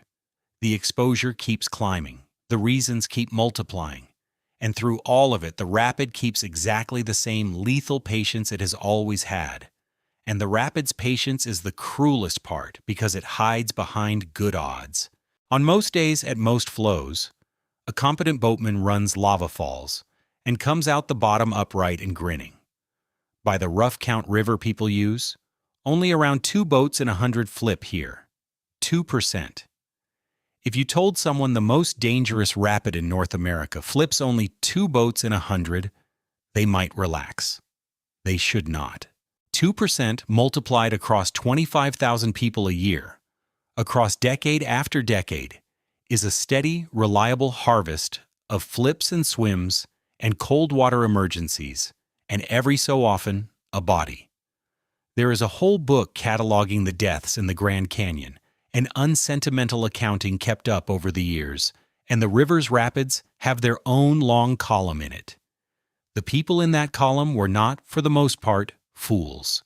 They were mostly people who did everything the way it is supposed to be done, on a rapid that rewards doing everything right the great majority of the time, and then, on no schedule anyone can predict, does not. That is the gamble Flavel named when he wrote about the one stone they must not hit. The odds are with you. The stakes are your life. And the house is a pile of boulders that a dry canyon rebuilds whenever it rains on the high country. I want to slow down on that phrase. And then, on no schedule, anyone can predict does not, and tell you exactly what the 2% looks like from inside it. Because the flip itself is almost never what kills a person at Lava Falls. The flip is over in a second.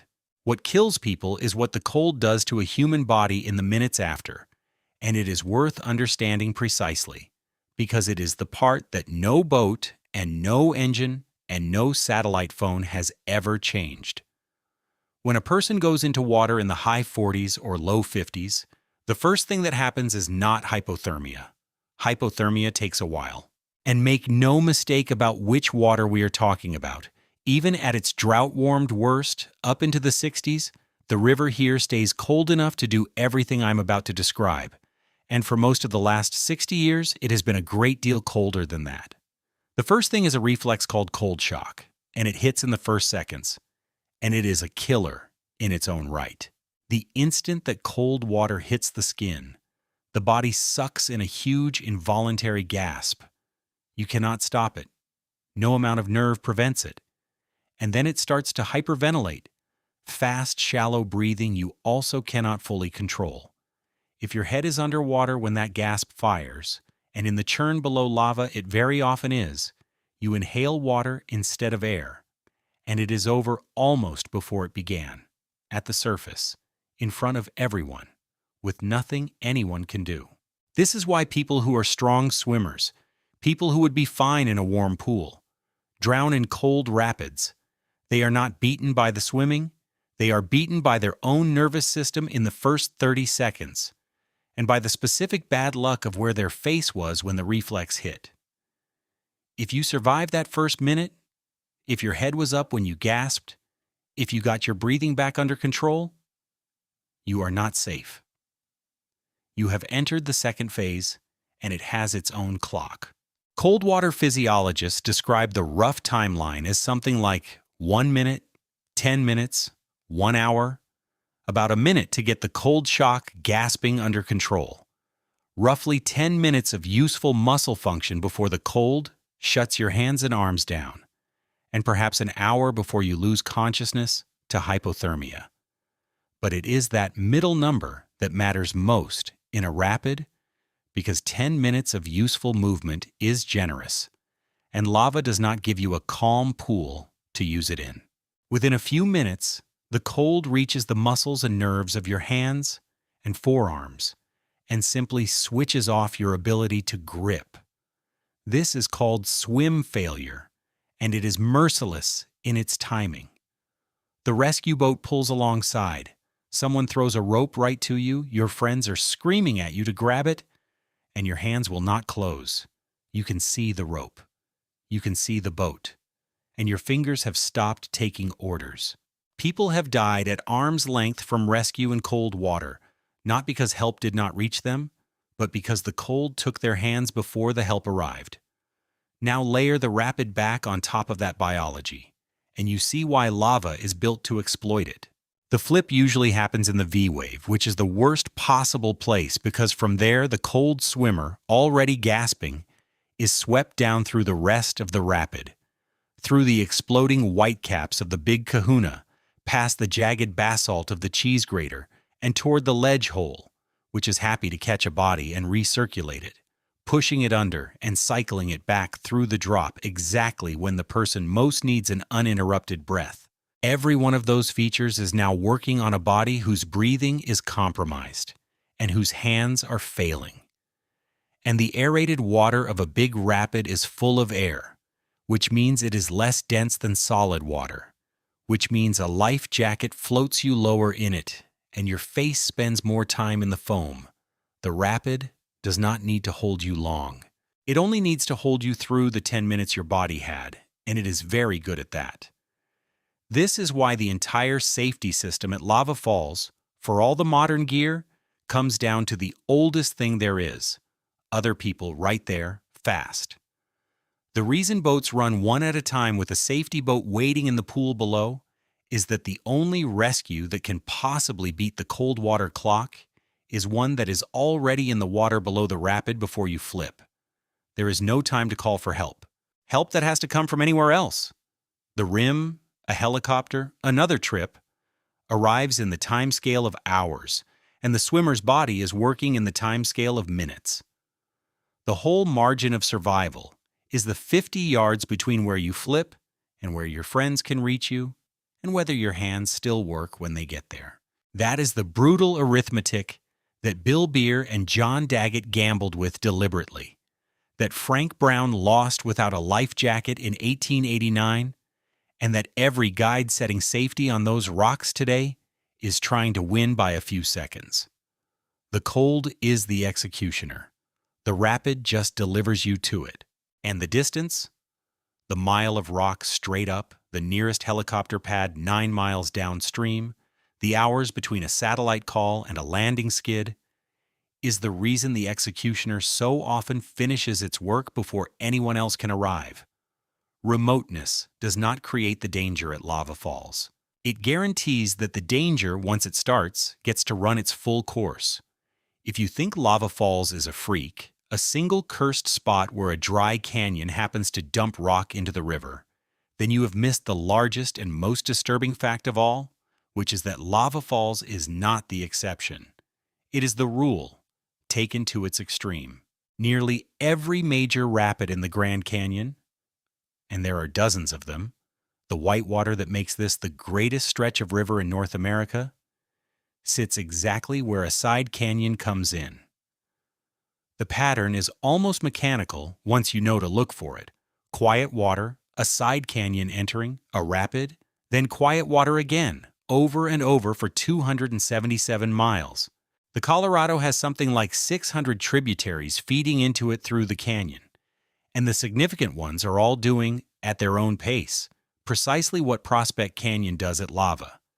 They flash flood in a storm, they run the fire hose, they dump debris into the river, and they build a rapid out of the pile.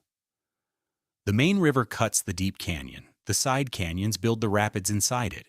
That is the machine of the entire Grand Canyon, and Lava Falls is simply the place where it has been running hottest. And you do not have to take that on faith, because the canyon ran the experiment in public, at a different rapid, within living memory, and let everyone watch. At mile 98 sits Crystal, the same rapid that nearly tore apart the motor rigs in the flood of 1983. For most of the era of river running, Crystal was nothing. A gentle riffle that nobody worried about, a place you barely slowed down for. Then, in December of 1966, an enormous storm settled over the canyon and sent debris flows roaring out of side canyons up and down the corridor. And the one that came out of Crystal Creek dumped a massive load of boulders into the Colorado in a matter of hours. When the water dropped, the gentle riffle was gone, and in its place was one of the most dangerous rapids in the entire canyon. A killer that had not existed the week before. People who had run Crystal 100 times without a thought came around the bend and found a brand new rapid waiting for them. That is the same event that built Lava Falls, run in fast forward where modern boatmen could see it happen. It proved beyond any argument that these rapids are not permanent features of an ancient landscape. They are recent, they are built by side canyons and single storms, and any one of them can be rebuilt or created overnight. So the thing that makes Lava Falls the worst rapid in the canyon is not that it is special. It is that Prospect Canyon is unusually large and unusually productive, with that 1,000-foot dry waterfall and that deep pile of loose rock at its base primed to fire the fire hose again, feeding the river more debris, more often than almost anywhere else. Lava is the sharpest tooth in a mouth full of teeth, all of them growing the same way. And every one of them is subject to the same modern forces we have traced. The same dam that stopped flushing the fans, the same floods and droughts dialed out of the same valve, the same rising tide of people passing through. When you understand that, the story stops being about one rapid and becomes about a system.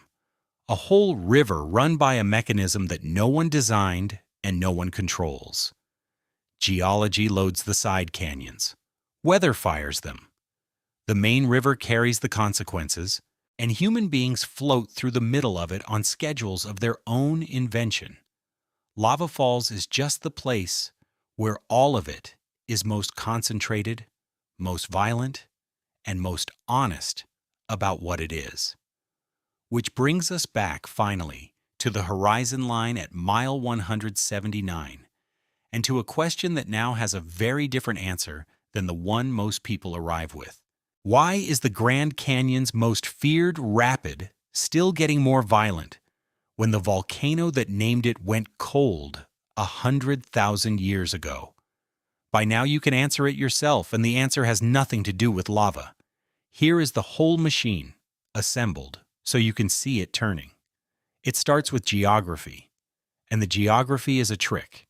The thing that names the rapid and dominates the view, the black lava, the cinder cone on the rim, the frozen cascades of basalt, is the one part of the scene that is finished, cold, and no longer dangerous. The lava set the stage 100,000 years ago, and then bowed out. The actual weapon is the quiet, dry side canyon almost no one looks at, Prospect Canyon, coming in from the left with its 1,000-foot dry waterfall and its deep pile of loose rock waiting at the base. That is the trap. It is loaded not by the river, but by the sky. A heavy storm on the high country back from the rim, a winter system, or a summer thunderhead, or the wet remains of a Pacific hurricane, dropping water that has only one way down. The water sheets over the dry cliff, hits the loose rock, fires the fire hose, and turns the whole slope into a moving slurry of mud and boulders, some of them the size of trucks, that comes down the side canyon and dumps into the Colorado. The pile it leaves is the rapid.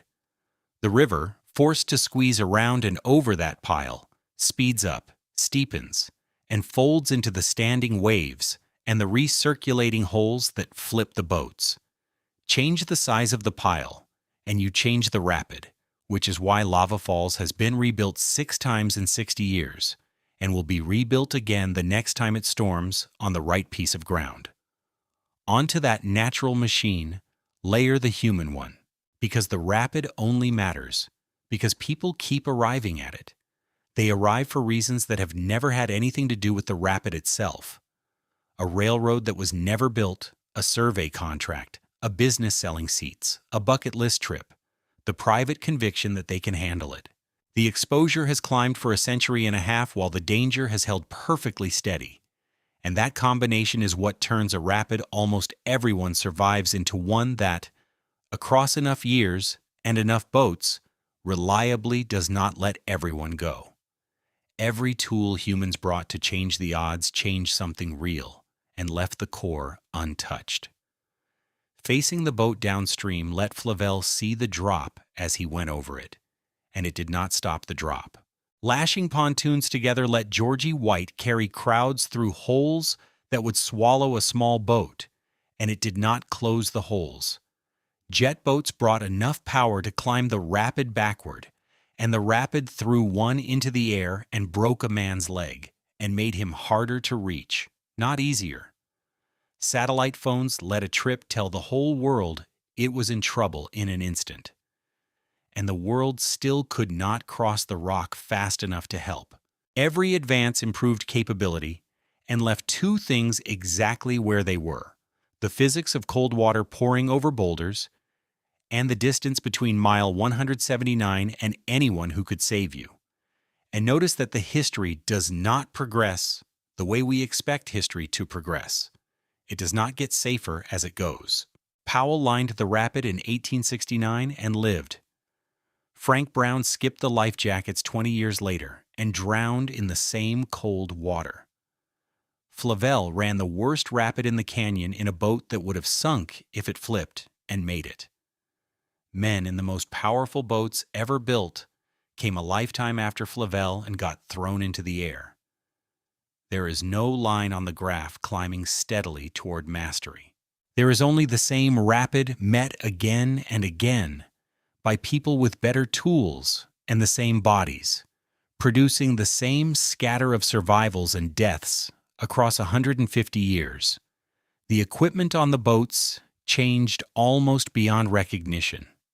The thing that happens to a human being in cold, fast water full of rock did not change at all.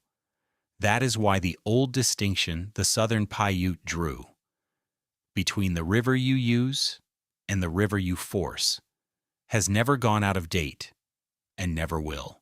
It is not a piece of history. It is a description of the only variable that was ever actually in play. Then, in 1963, humans made the deepest change of all, and it cut the wrong way. They put a dam upstream and took the sky's hand off the valve and replaced it with their own. And the dam did not tame lava falls. It made the water that people fall into unnaturally cold, arming the executioner. It ended the wild spring floods that used to reach into the debris fans and flush them, which means every load Prospect Canyon dumps now stays longer and the constriction only tightens. And it proved twice that a valve worked by human hands can reach either extreme and kill from either end. A flood dialed up by accident in 1983 when the snow beat the forecast and the managers had to save the dam by drowning the canyon, and a drought grinding down through the 2000s until the river ran too thin and low and the rocks came up like teeth. Too much water and too little from the same machine, both lethal, with the rapid underneath indifferent to which one it is handed. There is no setting on that valve marked safe. That is the answer to the question this whole thing was built around. Lava Falls keeps getting more violent long after the volcano died, because the volcano was never the point. The rapid is not a monument to an ancient fire. It is a live process. A dry canyon and a distant storm and a load of boulders and a squeezed river and a cold that starts a clock and a distance that guarantees the clock runs out. And every part of that process is still running today, right now, exactly as it ran for Powell and Flavel and Brown and Georgie White and the men in the jet boats and the trips that made the satellite calls. The dam changed the timing. The drought changed the temperature. Neither one touched the system. The side canyon is still loaded. The sky will fire it again. And the people will keep coming, because the reasons they come have never once depended on the rapid being safe. So picture the last thing, the thing that is happening on this river on some ordinary afternoon while you read this. A boat sits in the eddy above the horizon line, tied off against the black rock, engine cut or oars shipped, going nowhere for a few minutes. The passengers are quiet. Downstream, past the lip where the river disappears, there's a sound like a freight train that never arrives. The boatman is standing up on the tubes, one hand shading their eyes, reading the water, looking for the bubble line, checking where the V-wave is standing today, seeing whether the ledge is showing, measuring a rapid against a memory, and finding, as always, that the memory is a little out of date, because somewhere back up that dry side canyon on the left, in some storm the people in this boat never heard about, the rock has shifted again, and the line that worked last season runs a foot to the left of where it used to, or does not run at all. The boatman cannot know that from here. Nobody can. You find out the way everyone has always found out, by pushing off into the current and going over the edge and letting the river tell you what it decided while you were away. The boatman looks a moment longer, picks the line, and sits down. Above them, the cold volcano holds up the sky. Below them, the pile of boulders waits for the next storm to make it bigger, and the river slides toward the drop at mile 179, carrying the boat toward a rapid that will be rebuilt again, from the side in the dark, before anyone alive has finished learning the one in front of them.